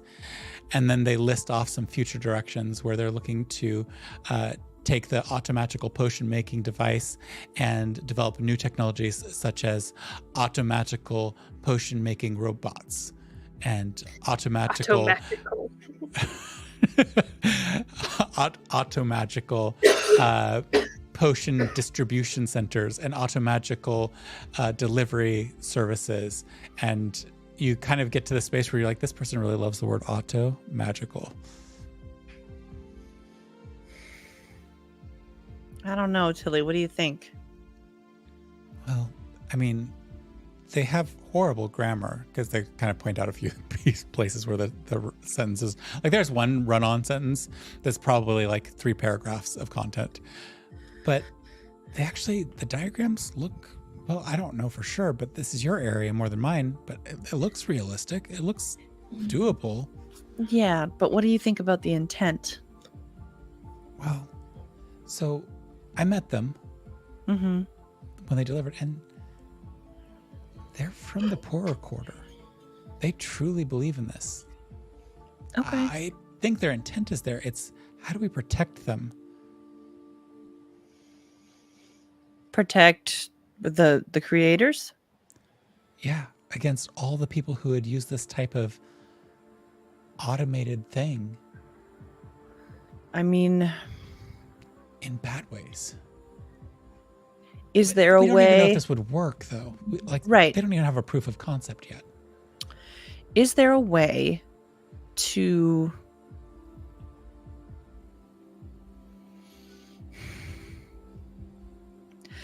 make it so that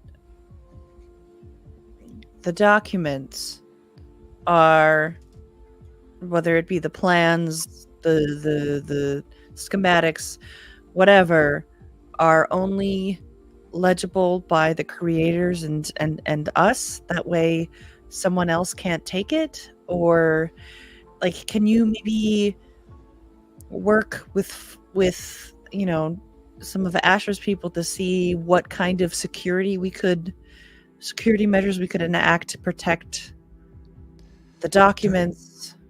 During development, I think maybe if you think Asher's people would be interested in helping, but what do we do long term? I mean,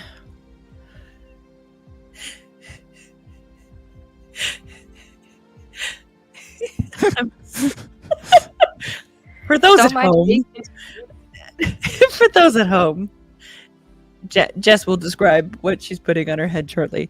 This is doing nothing to distract anyone, so I don't know what's happening. Putting on a headband. She's definitely not wearing a headband with bat ears sticking out of it. They're not bat ears, they're like horny, wingy things. Yeah, see, that, exactly. So they're horny bat ears?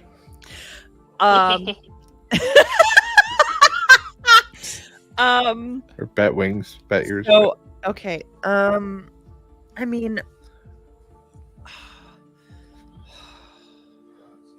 I love the idea, and if their intent is from a good place and not from like a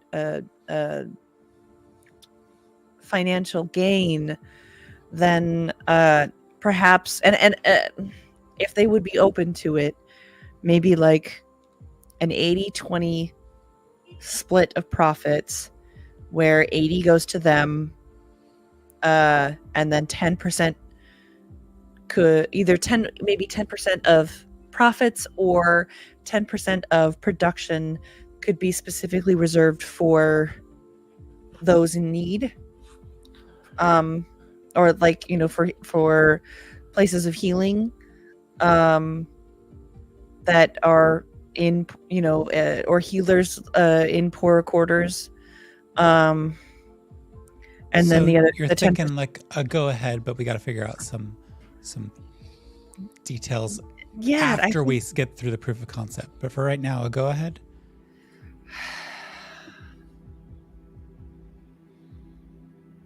I'm still here, right? Yeah. Hold on 1 second. Okay. Hang, hit a one. Wait, where is it? Where I just saw it. I have a thing now. I have a thing. You have a lot of things.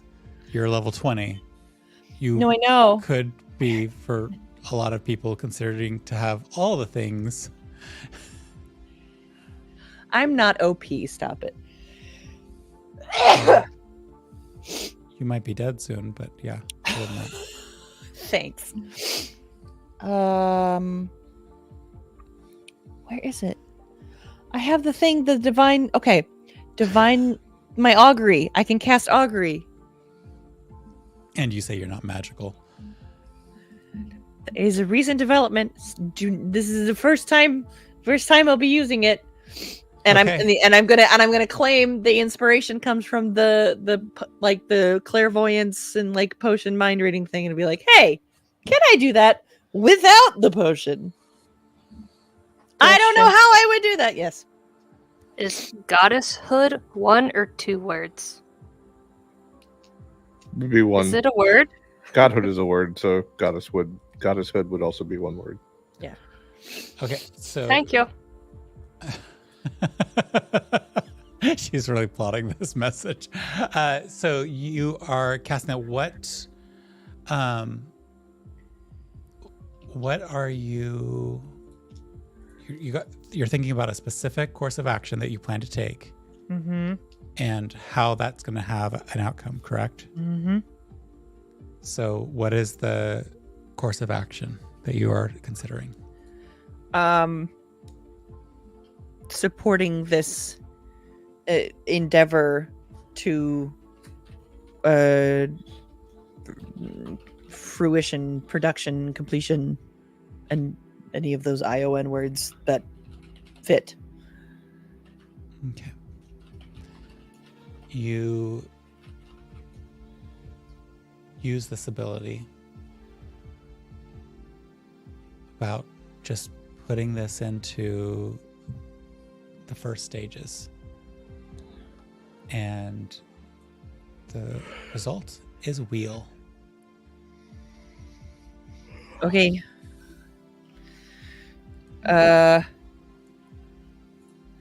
Okay. I turn to Tilly and I go, well, I got a good feeling about it, so I'm gonna go with that. And let's do you know anybody that can do the mind talky thing that she does? And I hoist a thumb over at Tanzanite. I'm sure that there are people in the Bardic College that are figuring that out. We've got a lot of magic users here lately, so not just songsters. Could you maybe even just take someone on, or like work with Fawn to assign someone to be able to work with you to keep me updated on the project? No.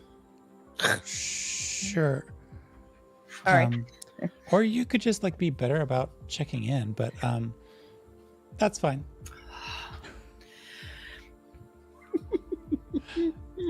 I'm not.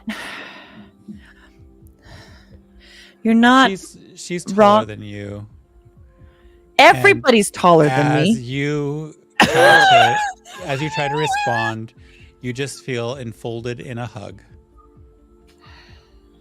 I don't think people hug you enough. I was just You looking really for need the to learn battle to take music, a but never joke.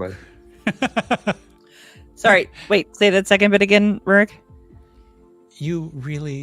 People are afraid to treat you as you are a kid. So just take the humor.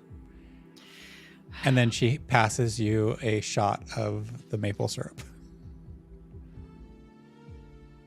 Thank you for this. I take the shot.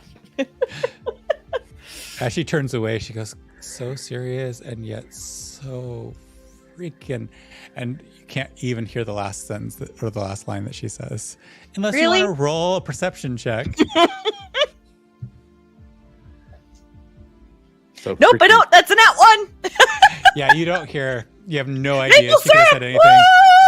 Woo! Sugar rush. All right. Tanzanite, are you ready now? Yes. Okay, Go for it. Message away. Okay.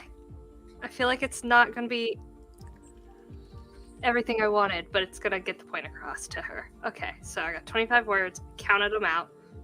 I'm going to send her a message. I already wrote it out and counted. I don't need your fingers, but I like your fingers. I was just doing it for the people.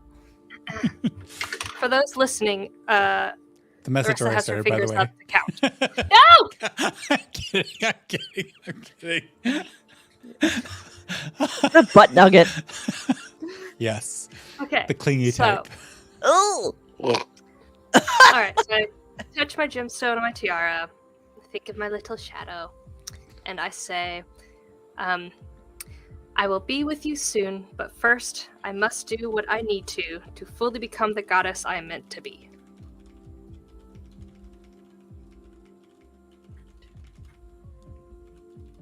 I miscounted It's them. 25. I counted. I believe you. 1, 2, I was just trying to keep up because I'm used to you like going slower. I was not ready for that speed. 25. I know you did say when you started, but I want to jump through this computer and smack you. You hear back. You can do this. You're meant to be a goddess. I'll be here to help you realize your full.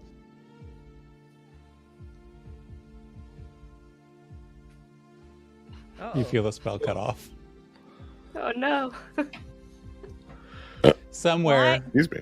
in a temple to Tanzanite, there is a little shadow going, "Ah, shit, fuck." Ran out of What? words. Wait. Why? Go, wait. That wasn't that long. That wasn't that long, was it? No. She filled it with ums and uhs and other things like Oh. that. But I didn't want her to Oh. do that to our listeners. So that would seem rude. But And that's all I wanted to do. about 10 seconds later, you get, "Okay, I figured this out now. You're going to be okay. It's going to be great. I'll be your confidant, your advisor, your cheerleader, your supporter, your happiness, and again, she gets cut off eventually. I love it. I love it. 10 seconds later. Oh, You didn't respond to me. Is everything okay? Are you okay? Do you need us to come? What can we do for you? Are you dying? This is my last one. Please. I'm sorry I didn't respond. I was so excited you reached out to me first that time. Thank you for all your support. Okay, bye. I would be like, Trixie, did you hear that? Hear what? Still doesn't work. And just to be Do a it, though. just dang it! You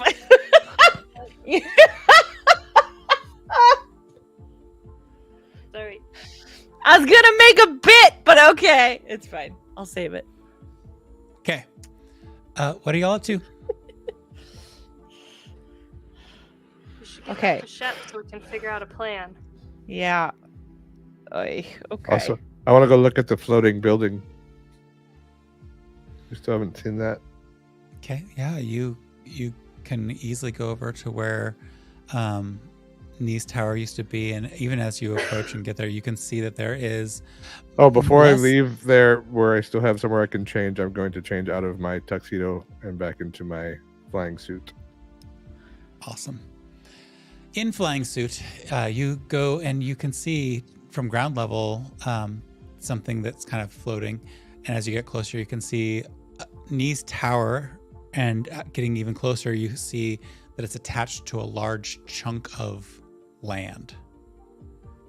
It's attached to part of the hillside that used to be on the easternish side of Overton. What happened? It's on the ground. It's just a big hole.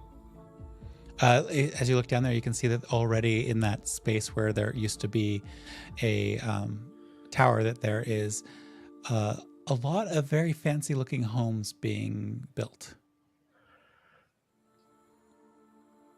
I'm just gonna like look at both of them and then look at that and be like, that takes some guts to live there.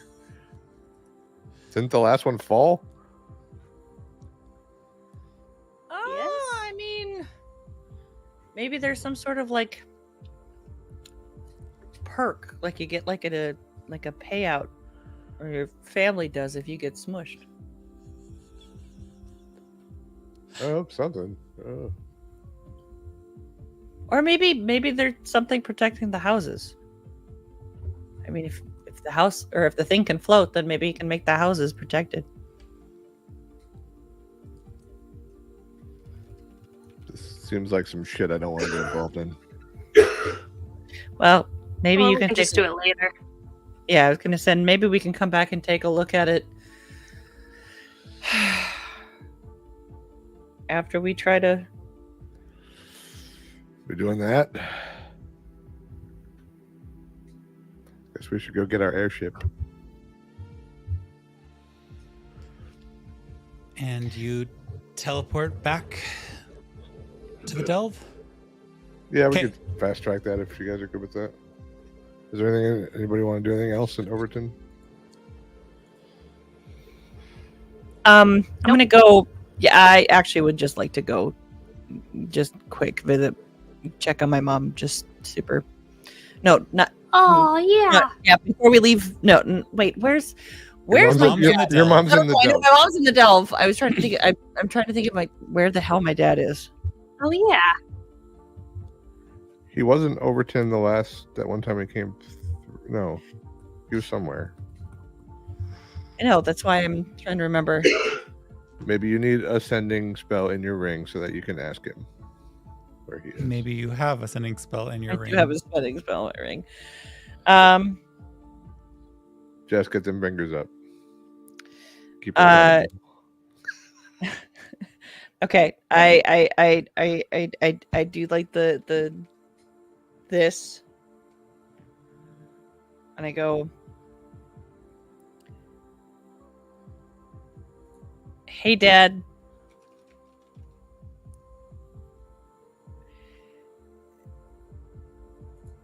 not sure what you've been up to. Would love to connect quick if it's feasible. Would love your advice on something serious. Thanks.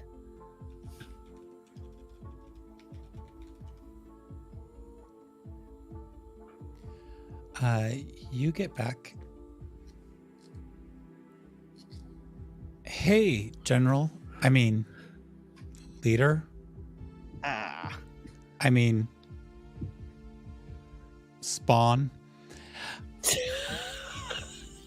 Glad to hear from you. Currently on campaign, so feel free to magic yourself here.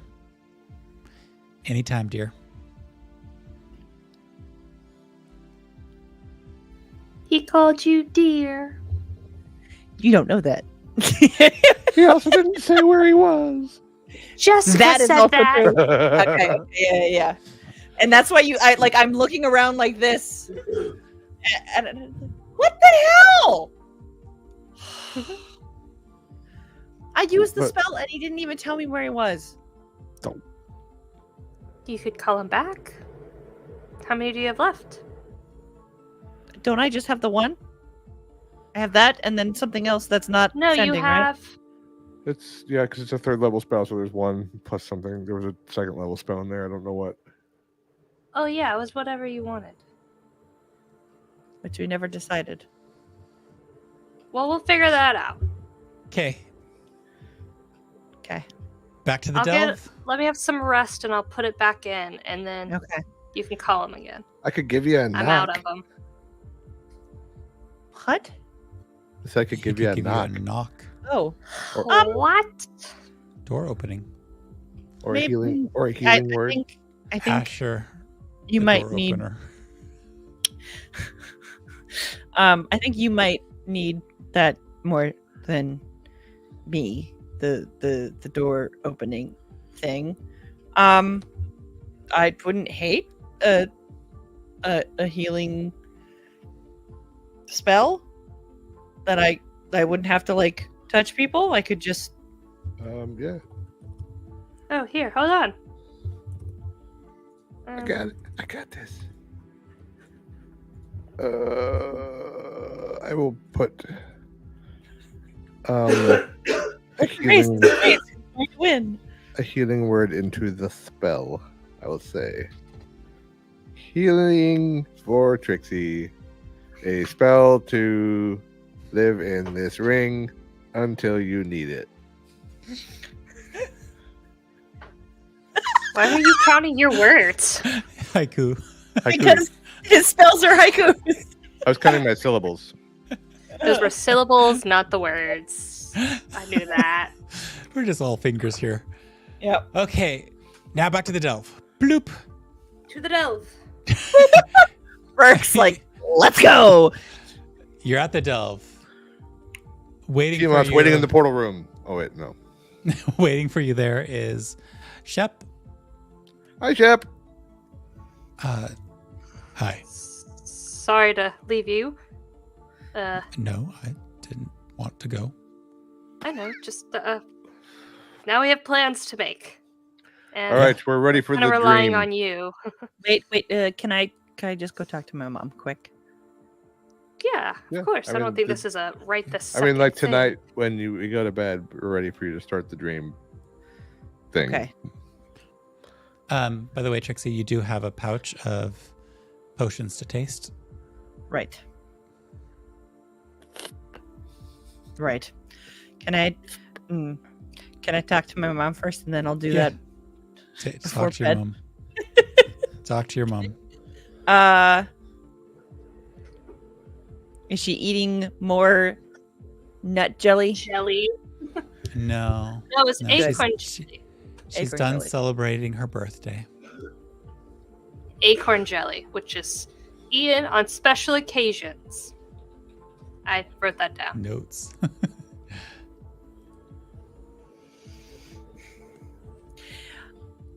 That's not fair, Rick.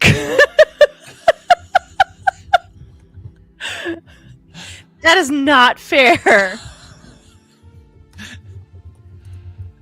What do you think the special occasion was when she was eating acorn jelly? I'm just saying, like, don't say that. That's like, What was the special occasion, oh leader of I her know, people? I know.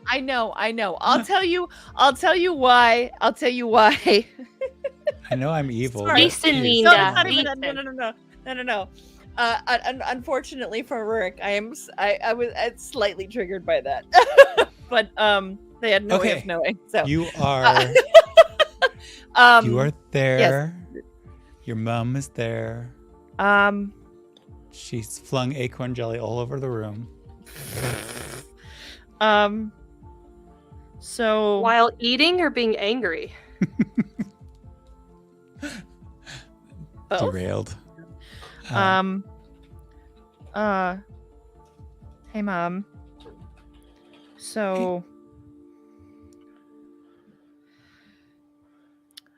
a really big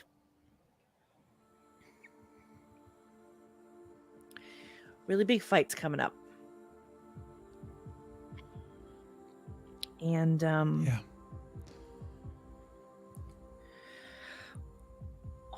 first of all, I guess I don't know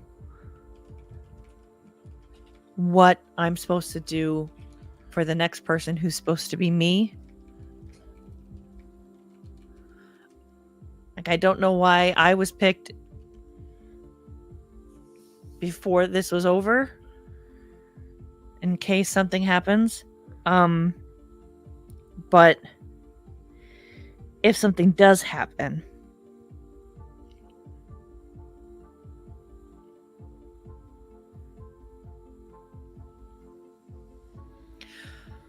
I'm sorry I didn't come home more.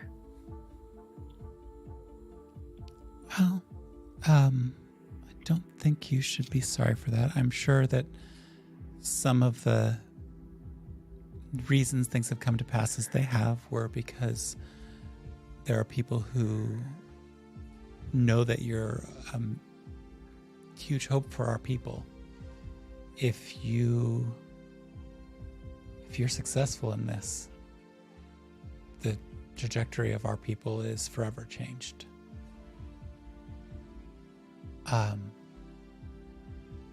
At the same time, selfishly, I was for what happened to you because I know that it's going to force you to come home more often. So, don't be sorry, because I'm your mother, and I will put you in that pink dress one way or another. With love and care. Mm. And I know you're facing challenges, and you're resilient. You'll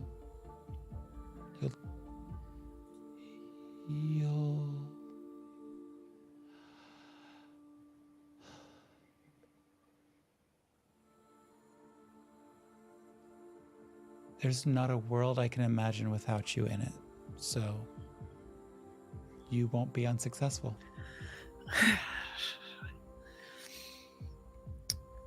I'm going to try and see Dad. But if for some reason I can't, will you tell him?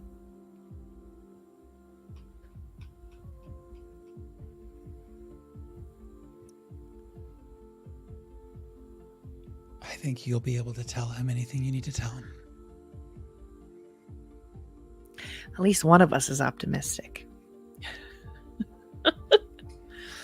You're a bright spark. That's Didn't just the feed you all maple that syrup.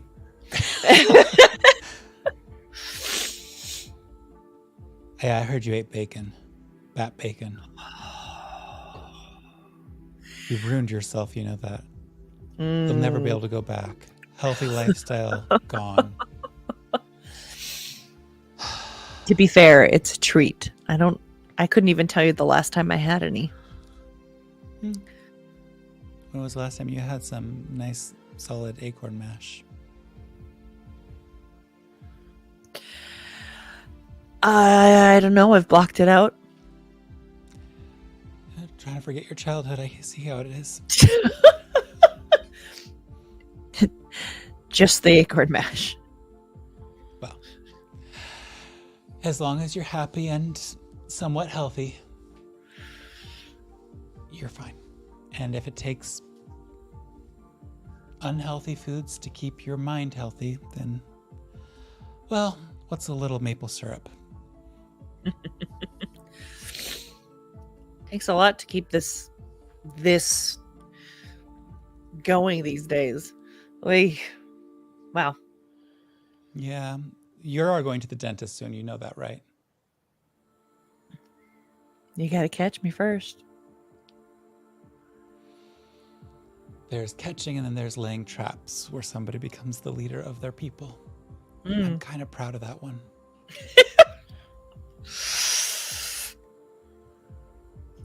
All right. Well, I'm not sentimental, so we're moving on now. Okay.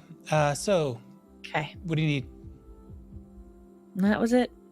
Okay. That sounds beautiful. I am not tearing up, and because we don't have tear ducts. Yep. Okay.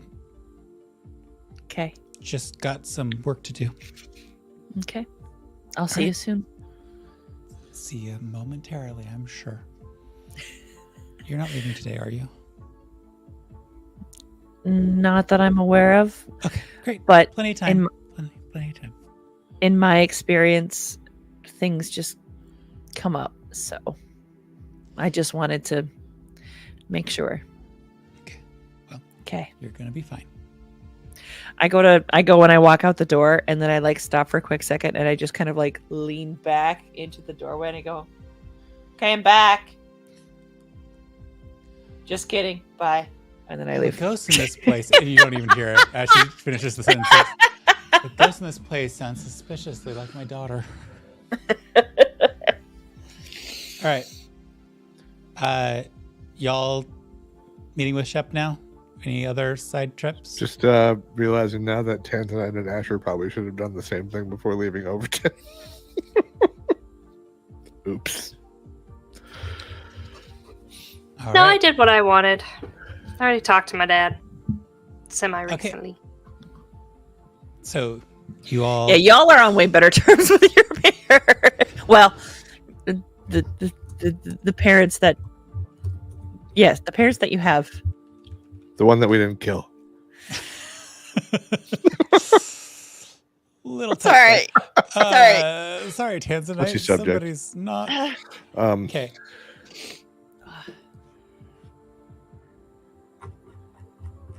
All right, so y'all go see Shep. Shep kind of sets you up a little bit. Like, okay, are you really here? Are you ready? Okay, so we have to go to sleep. Yeah. Shit. I just took a shot of maple syrup.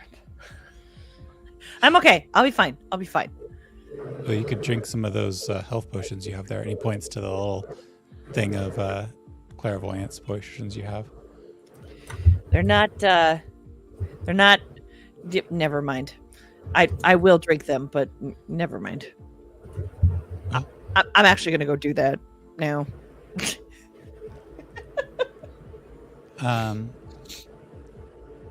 You're immune to poisons. 2 of them, no good, no bueno. Definitely would kill somebody. Okay. The rest of them seem to be just fine, but you don't notice anything. I don't like. There's no like anything. No. No. Okay. Well, I'm gonna mark those notes down, and then wait and see if anything happens while I'm sleeping. Okay. You'll set up for sleep. Is anybody doing anything else before they go to sleep? Any preparations anybody's making? I think so. I want to just meditate. Do we want it, the 3 of us? Do we want to get help? Do we want to like call in favors to friends? Get a crew? I mean, Maybe we could ask Maybe- Nee. I think Who's I both lean helpful and 2 a ways. liability. I both feel like we should ask for help, but on the other hand, I don't want to put anyone else in danger. Also, no one volunteered. I mean, My- it's not like we didn't like make an announcement that we're going to do this, so yeah, my inclination or my concern is if we pull people away from their homes, then who's protecting their homes?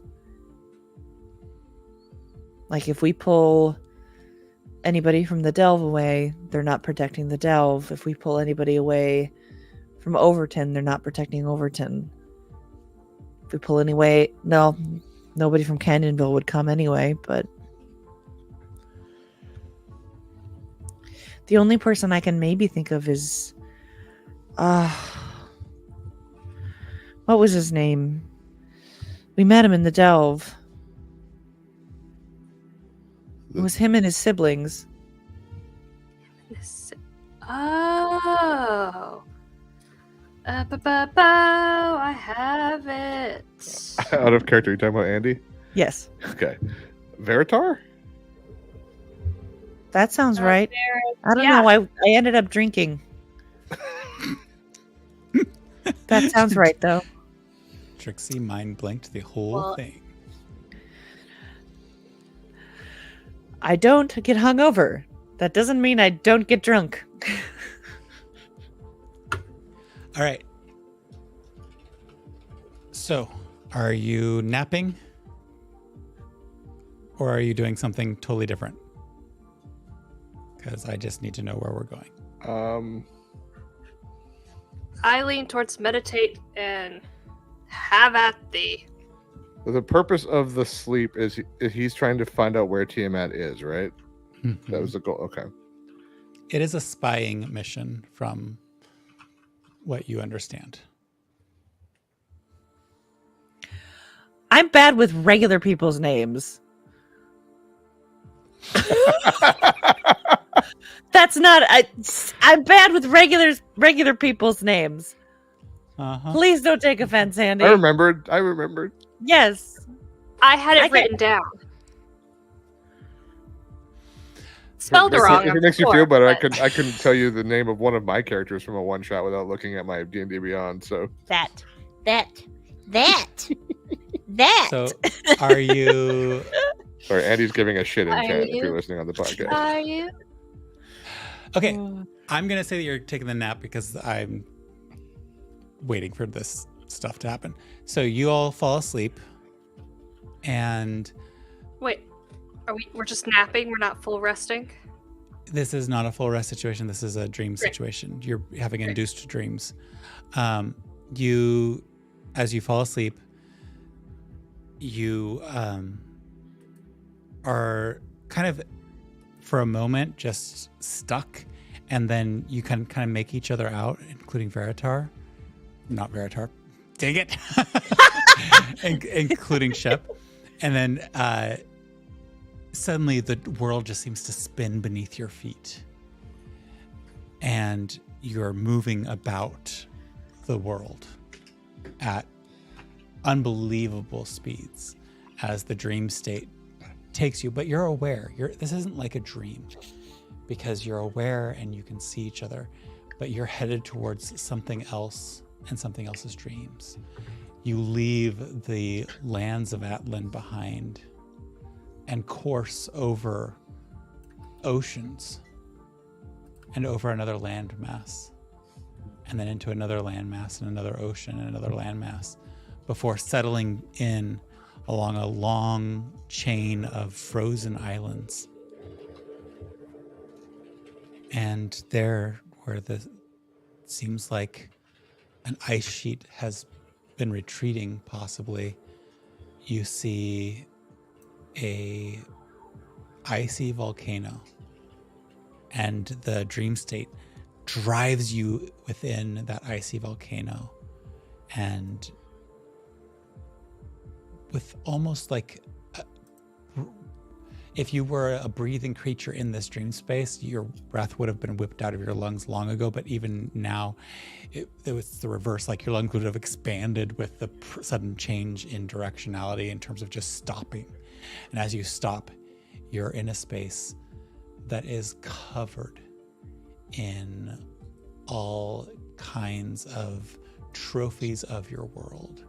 Treasures, gems, strange archaic machines, even stranger ancient objects from times that none of you are aware of, and almost buried in the heaps of this treasure are 4 sleeping draconic heads and 1 very awake draconic head, having its teeth cleaned by a small looking creature that is almost shaking in fear.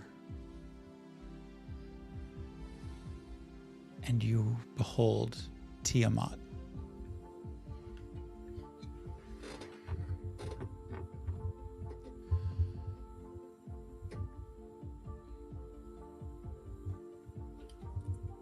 I don't know what the rules are here. Are we allowed to talk in this weird floaty dream state? Also, yes. As you think it, the thoughts appear in each other's heads and you are speaking to one another. That's a big ass dragon with a lot of heads. I think I'm voting for the get help plan. Let's do get help. As soon as you said it, God damn it. Oh. We're not doing get help. I knew it as soon as you said that. I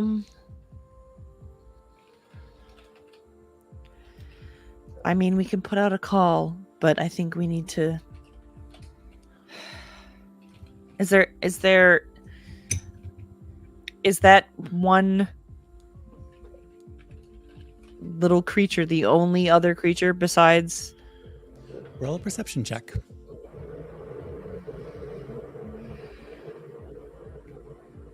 Ooh. 16 plus 27. As you try to expand the view, looking beyond the centered point of Tiamat herself, who's so enormous, it would Tiamat would never fit inside of your fortress in the delve. She's just too big. She would probably dwarf that space. She definitely dwarfs the airship that you flew in, beyond any measure. Definitely dwarfs that particular vehicle. You're able to stretch past that boundary and see that there are a swarm of creatures here. Creatures that may have been humans, may have been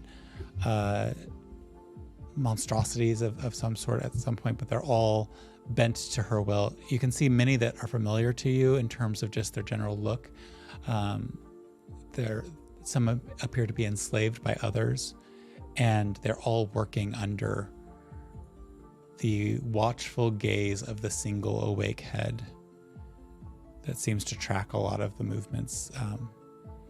There's deliveries of treasure going on and a hive of activity. It's an immense operation. Do we get a vibe that we're like going to need an army to get past all of these people, like servants and cultists? And is there like is there like a dozen people around moving treasure and picking teeth and doing whatever, or is there like hundreds? Thousands. And as you're having that thought or thinking about that, Trixie, could you roll a wisdom saving throw? There it is. Better you than me, kid.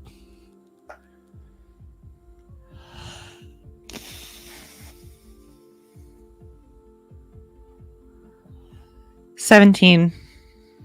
It's cool. With a 17, you are whipped out of this space. We? And you're outside of that volcano. You recognize it. It's very similar. It's familiar.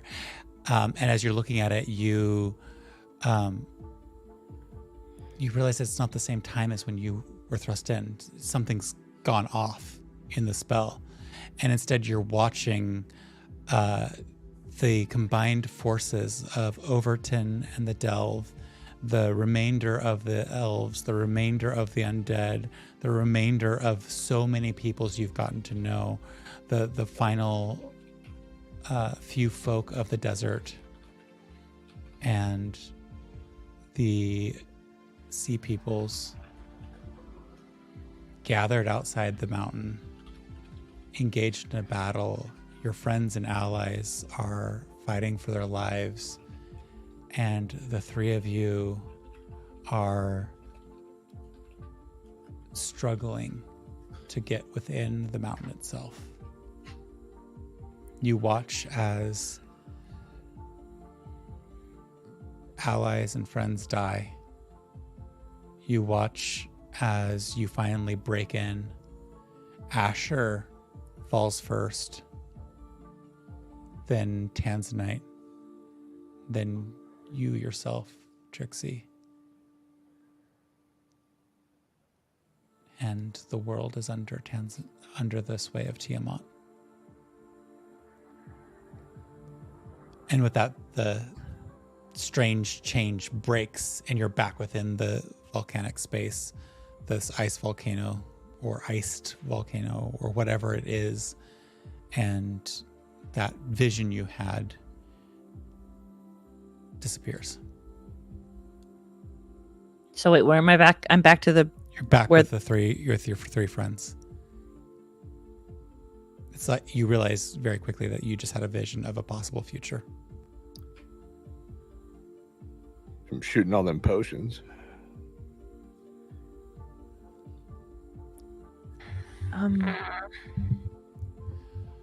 Guys, we can't do this.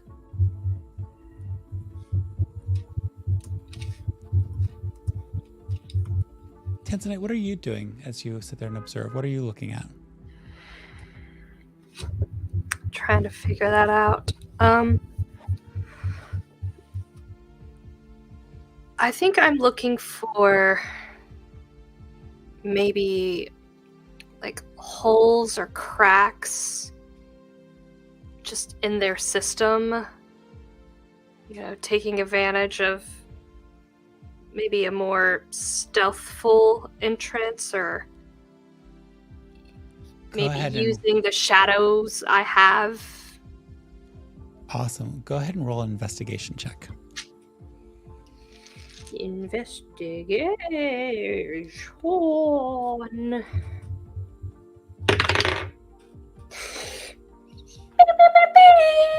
Hey! First one of the night. About time.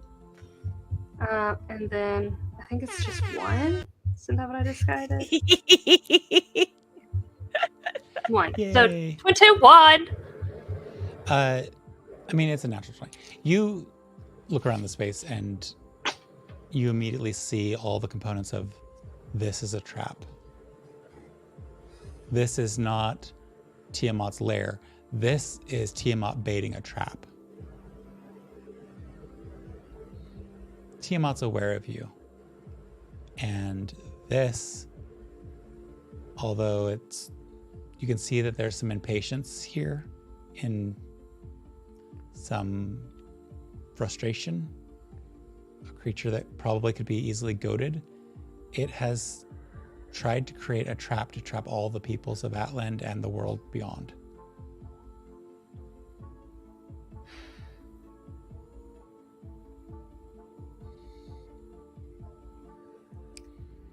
Maybe there's a way to get Tiamat to leave everything and come to us. Like we had talked about at one point. So no cult members, no other things. I just had an awful idea. Let's hear it. We make one big omelet. And I don't mean an actual omelet, but I mean we start breaking eggs.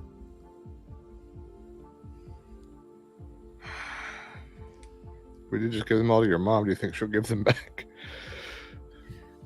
If this is the only way. I mean, is Shep in this little like vision with us? Like, am I able to talk to Shep? Shep is Okay. being quiet at this point. Okay. Shep.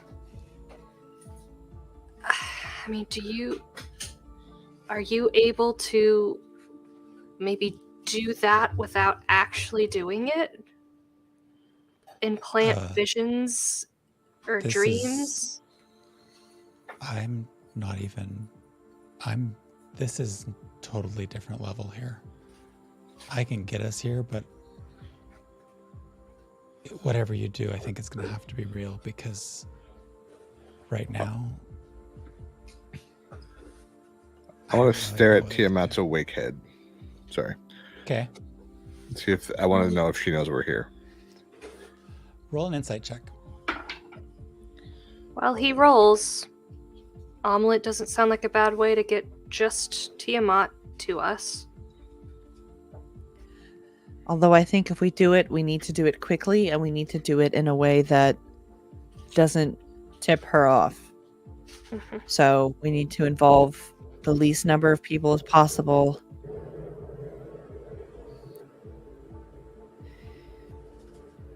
Did you say perception or insight? Insight. 21. For now, you believe that she is unaware. So what if we figure out where we want to make this stand? We bring the eggs there. We leave word with very few people who can activate essentially a call to those that we trust for them to come when we tell them, but not before if they want. And then we go, we start smashing eggs, and then if it works, then you call one person, Jess, and they call everybody else.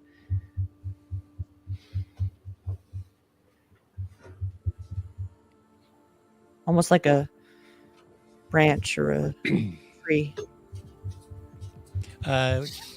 Larissa, roll a wisdom saving throw. Ah! Ascending tree. I made a pun. Oh. Come on. Wisdom save. Yep. Math. 23. Awesome. You're aware this time what is happening, but you are whipped away once again. The word tree triggering in your hindquarter brain, Bonnie, and the tree that she's become. And you're there and you watch the eggs cracked open around the base of her tree, her creatures fighting with you to try to take out Tiamat. It's destruction. It's the burning of the great forest. It's the end of everything. You, Asher, and Tanzanite succeed in this battle. But your friend Bonnie and the forests of Atland are no more. And then you're whipped back to your friends.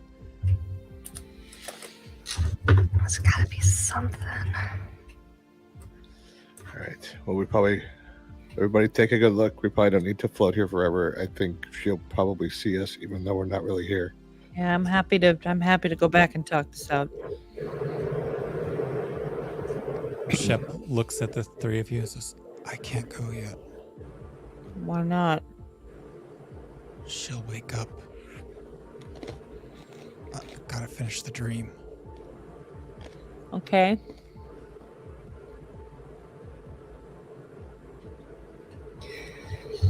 Sorry. It's okay.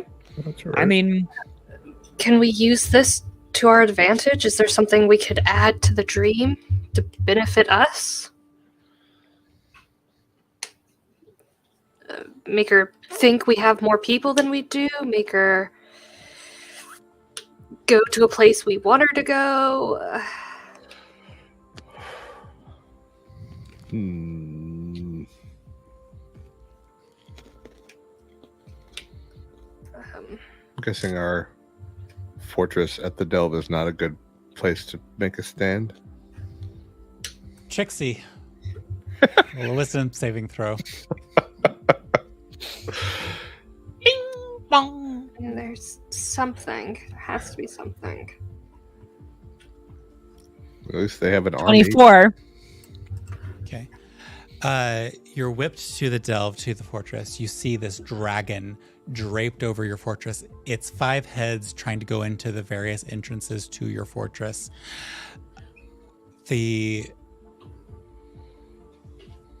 watch as one head is removed.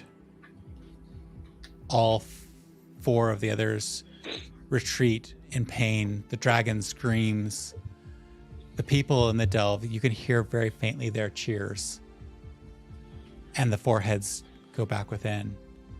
And just as you see the 4 heads go back within, you're whipped away again. You don't see the outcome of this particular dream. Asher, could you roll a wisdom saving throw? Probably not, but let's try it. That's a net 1. Oh, okay. Wait, lucky.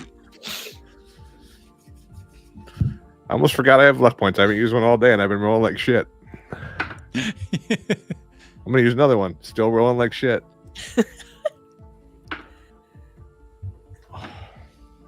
Last one. Oh, thank God. All right, 17.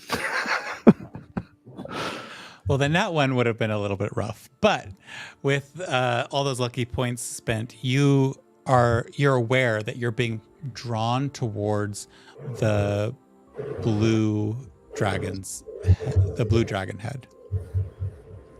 And Shep tries to stop you, but also looks powerless to change things. And you have the ability to stop yourself. And Shep whispers to you as you seem to get closer, you'll see her dreams, and they're not fun. Do you stop yourself from going? Do I feel like she'll wake up if I do this? I don't know, do you? Yeah. I feel like she's gonna know I'm here if I do that. But I could also like learn something. I'm gonna tell them like I think I can see into her dreams. Do you think I can learn something? I did do that once before and it was bad. Like I saw her thoughts for a second and it was. Wait, no, that wasn't her. Never mind. That was that stupid amulet. Around the same time that I did the mirror thing, I was thinking it was that. Never mind. I mean, you could always just come back. If you start to see too much. At this point, any bit of a information I think is worth getting. Okay. I'm gonna go look. You submerge yourself into the consciousness of the blue dragon and thereby also submerge yourself within a realm beneath the waves. You see the ruins of a city. It's got to be old, but you can see that there were buildings that were quite tall, and recently it had been populated by another people. People who you think you recognize some of the traits and features, but you're not sure because most of their traits and features have been damaged in some way. The blue dragon is dreaming of destroying this underwater city. Buildings encrusted with coral and seaweed are crumbling under its onslaught as it brings lightning to the waters and quite literally frying the people down here. Rude. It's a very good dream for a dragon, but maybe not the best one for a person. Do I learn anything like tactically from this? You are aware that this city, from just like rolling. Okay, I need you to roll an insight check.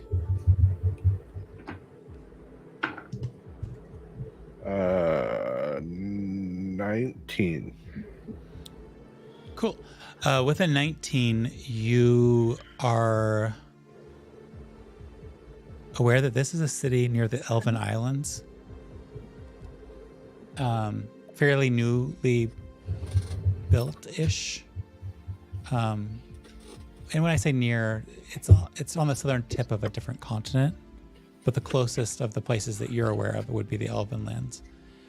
And this is some ancient city that got submerged during the cataclysms from way back when. And there are a people there that might be potential allies.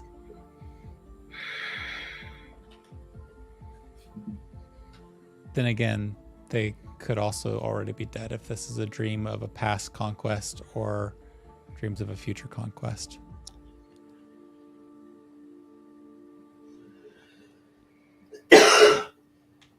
Okay.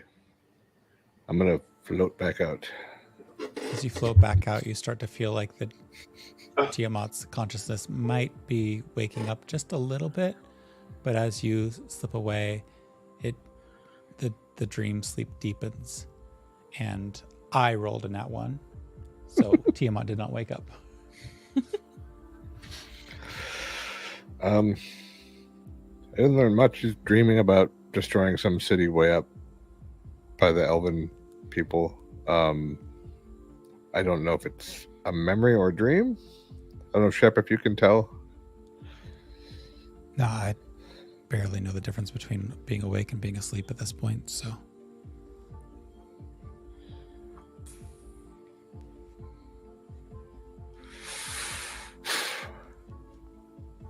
Yep. What else should we do?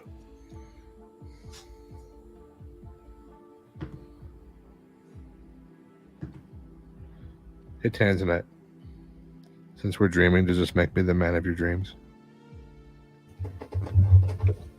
Yes. I knew it.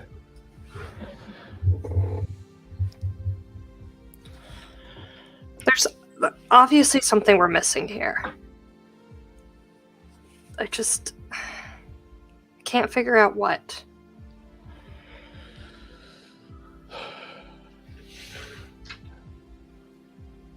I got nothing. So she already knows of us, and she knows we're coming.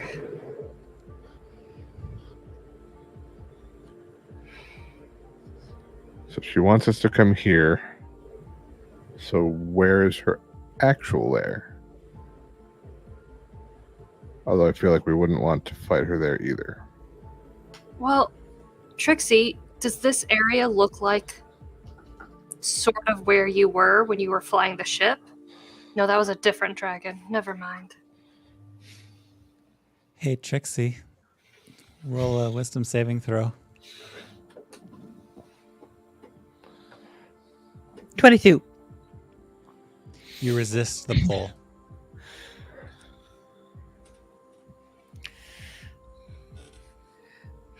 You okay over there, Trixie? You keep like Gosh. all your Yeah. dream hair. All your dream hair keeps standing up. Well, pretty much anytime y'all theorize or suggest an idea, I've been having a vision. So that's been fun. Most recent time I was able to like not do it. They seem to be getting less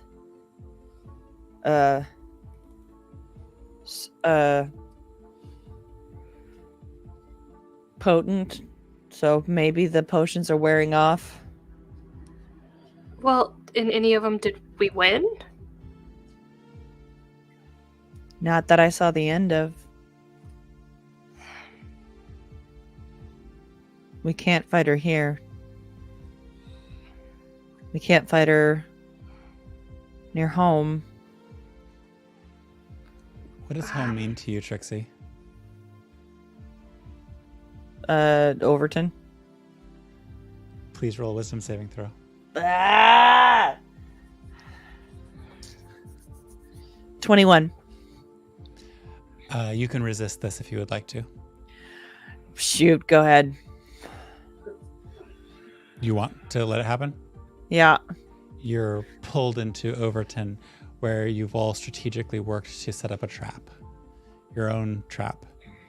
But it leaves the people of Overton vulnerable. And you have all your allies there fighting, and you watch as you lose ground and then gain an advantage and take out Tiamat bit by bit, but at a cost of the city's identity and so many of the people. In the end, you're successful, just like you were successful in Bonnie's Grove, but the city is forever changed. The final blow to Tiamat, you can't tell if it was one of the three of you or all three of you together, or an idiot mage who just drove their island home straight through the center of the beast. Probably a combination of all of those. Our powers combined. And then you're whipped back into contemporary. So, what about that one?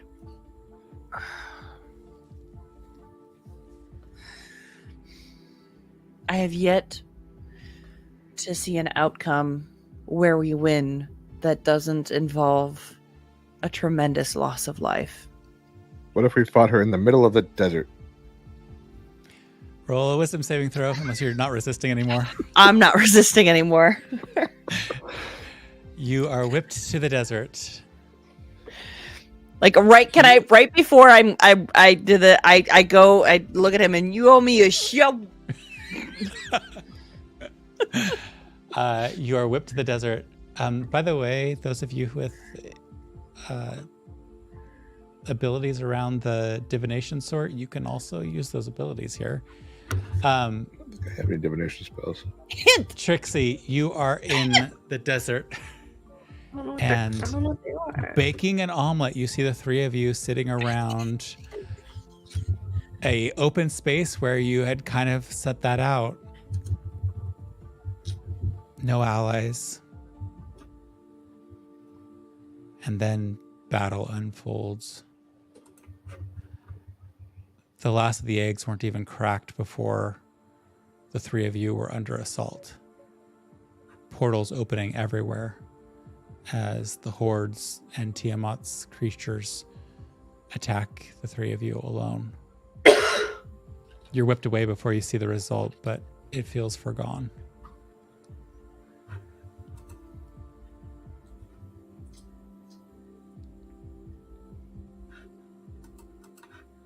No dice?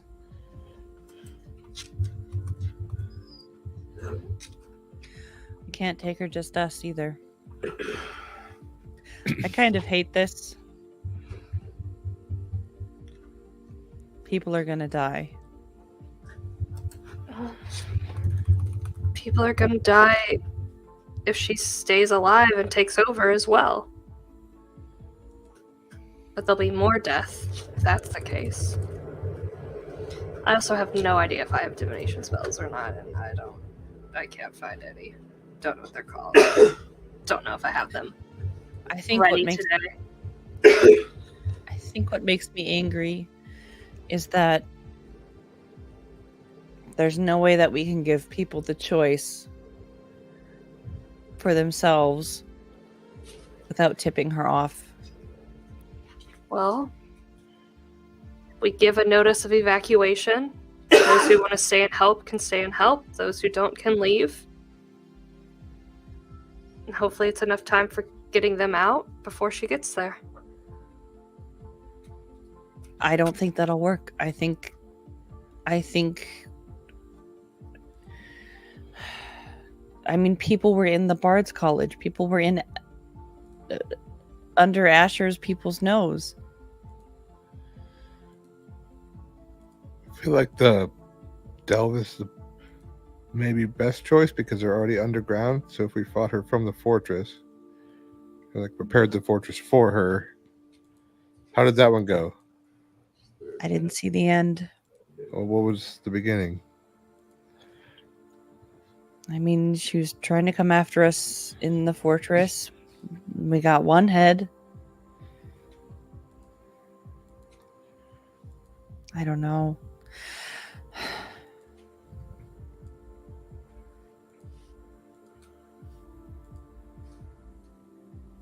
I hate this. This dragon dreams for too long.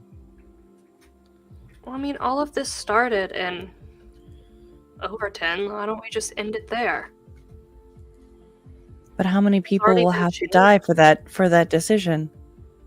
How many people are going to die if we don't do anything and she takes over? I'm not saying we don't do anything. I'm just saying that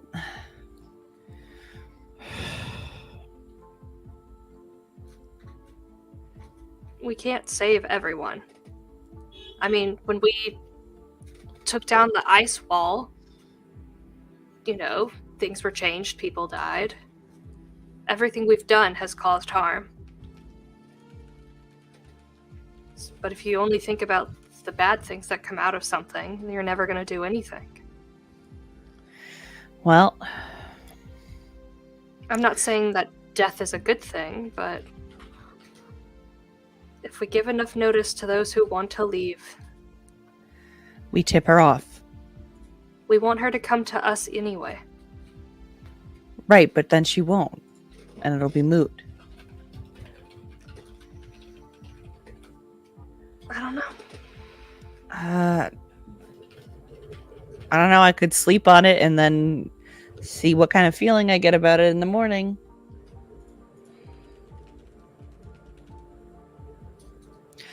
But right now, I'm leaning towards the delve.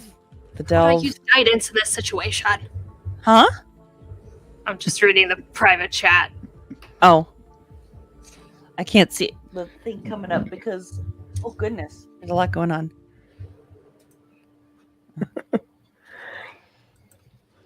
Apparently, Jess and I both have like low-level divination spells that we were not aware of. I mean, I knew I had like guidance and stuff, but I don't have anything that'll assist in this situation. Okay.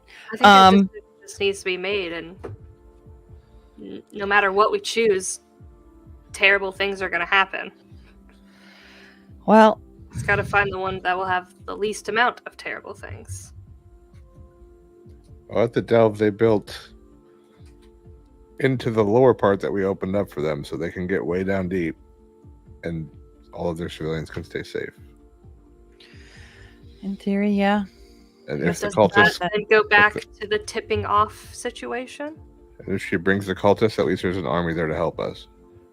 That was kind of my thought.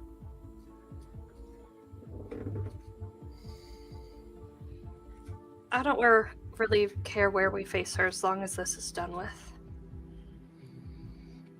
All right. Well, I have an important date I have to get to, so I'd like to get this over with.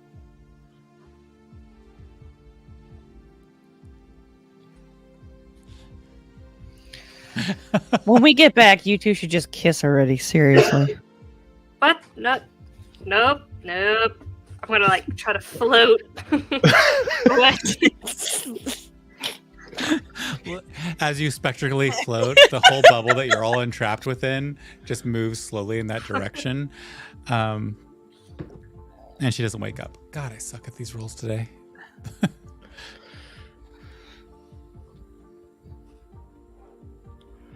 right. Is that everything you got? I think so. Okay. Can we take one last look over the dragon and army and see if we see anything else useful that we've missed? Sure. Are you just passively looking, or are you trying to spot for something? Or it's probably going to be I a slap him in the perception check. face and I give him some guidance. You slap Asher on the face and give him guidance. Asher, please roll a wisdom saving throw. 17. 17. You are pulled away. What area of the world are you thinking of right now? Canyonville. Whoosh. You're whipped to Canyonville. It is decimated. It has completely destroyed. Layers and layers of the cliff faces have been ripped out. And the three of you are there with some allies. You've been able to pull them through the teleportation ring that still remains in Canyonville, and you reactivated it. And battle begins as Tiamat returns to the site of her most recent destruction, where she flung the most powerful artifact of magic that Canyonville had in the direction of Overton. But something stopped that from working. So rather than destroying two cities at once, she only got to destroy one.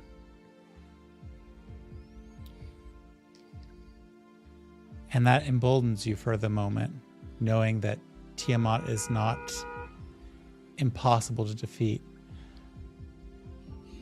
Your forces, your allies, they begin battle, they get ready, they've found places to entrench themselves on. Eggs have been flung from the highest point of the cliff to down below, and the enraged Tiamat descends. And then you are back with your two friends. The vision not allowed to complete. Whew, that was weird. Yeah. Mm-hmm. Fun Blew up- times, isn't it? Tiamat blew up Canyonville and launched that thing at Overton. That thing. The missile, the bomb, whatever it was, the light in the sky. Oh, the thing that they tried to. It wasn't them. It was her. Canyonville's gone. Wait, so It was that their- was past? Mm-hmm.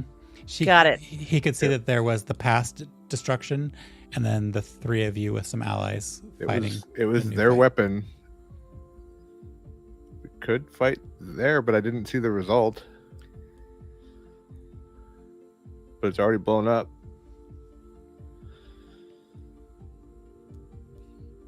Guess it's not that defensible if it already blew up once. I don't know. If it's already destroyed, that might be the perfect place. No one else gets hurt. We can bring in those who. The teleportation willing. circle still works. I saw it. I mean, I guess if we can have Nee and Overton and somebody else set up in the Delve, getting people in. Is there still one That's Githzerai kicking around somewhere that can use the circles? Or did they all die? No, they two of them died, and one of them left, kind of giving up on the realm. Oh, good. They had a bad day. They had a bad day? Really?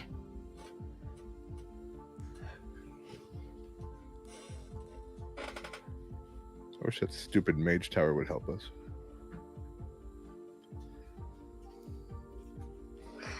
Bad for business. Taking sides. What if we fought her from the mage tower?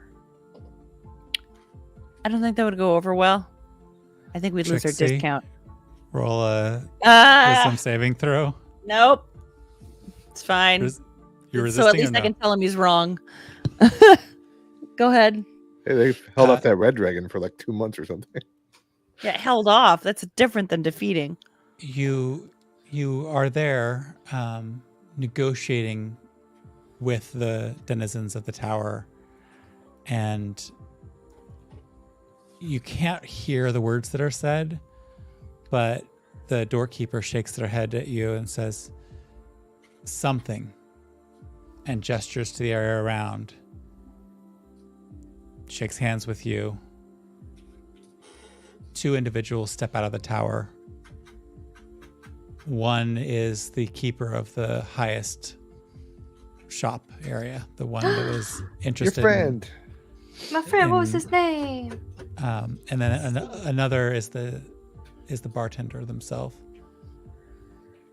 And as the two of them step forward and join you, looking serious and capable in a different type of armament, the tower disappears.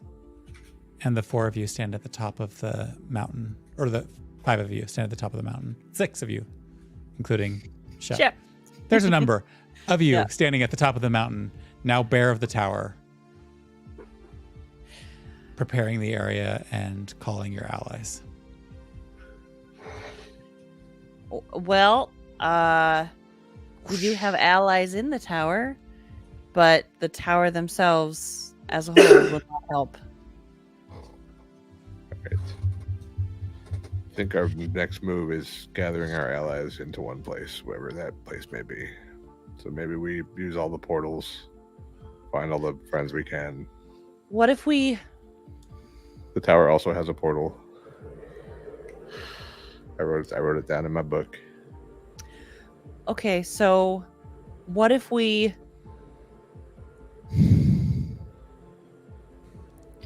What if we spend a day, I don't know how many we could do, but we do the head messagey thingies to specific people, and I don't know, we figure out who, and like they have to go directly to people and pull them like aside, and it's like you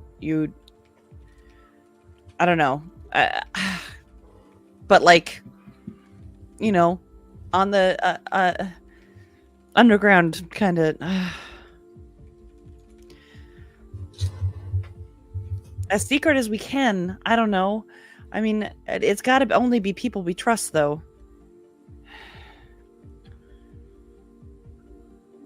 Does that make sense? Yeah. We just need to figure out where. Right now it sounds like either Canyonville or where the tower I guess is? I think Maybe we go talk to the leadership at the Delve, and if they say no, then we do Canyonville. What about the tower? well, I think we need to at least contact them. Maybe they'll send someone if we. There's two people who would come. The bartender and the vendor who gave you the necklace, and Would they come or would they help if we went to the tower? I think they would come because the tower won't. I don't think it has anything to do. The way I saw it, the tower left and they stayed. So I think they would come if we asked one of them to tell them that we know the tower won't help, but if they are willing to fight, that we would have them. Well, then it sounds like we have a plan. First step is ask the Delve if we can do it there. Do you want me to fly down and wake this bitch up so we can get out of here? I don't We're think supposed to that's wake how her that up? works. Shep, No Shep. need. Shep says, "Uh-oh." And as Shep says, "Uh-oh," you can see the white head is kind of fading into a little bit of a doze, but the other four heads are starting to stir and move. And you suddenly watch as you watch as they're starting to lift up, eyes blinking blurrily, and the black one nudges the white head. And as soon as the black one nudges the white head, your bubble of dream space spins away and you go off into the distance, trailing a kind of As we vaporous fly away, I'm mist. just gonna As you give her double fingers, you see one of the eyes almost seems to focus on you, Asher. Tiamat sprawled across her treasures, her scales shimmering. The five heads all rearing up in a menacing snarl. The toothbrusher, suddenly a toothpick in the mouth of the dragon that it was trying to clean. And you all zip away. You hear Shep whisper, "I think you can defeat her." And then you're waking up. Not a restful sleep, but also not really asleep at all. I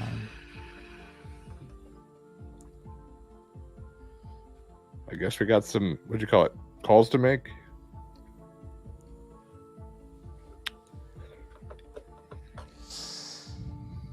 And with that, with some new information and renewed determination, you all can continue to have your minds racing with strategies, both real and imaginary. Who said we were splitting the party?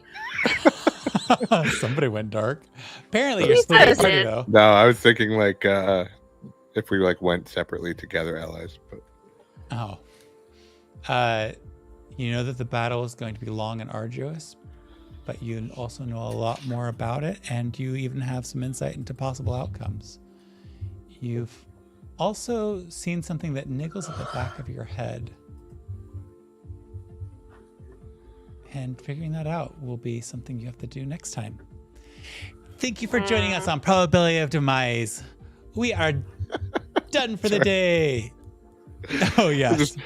I had the private chat up, so I didn't see all the comments coming in. Andy's got strategies for us. Yeah. We're just sitting here like dirt, so at least somebody's got strategies.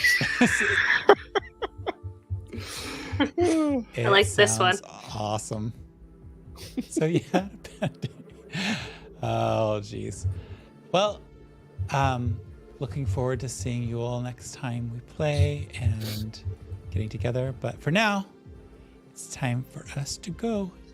Bye. Okay, bye. bye.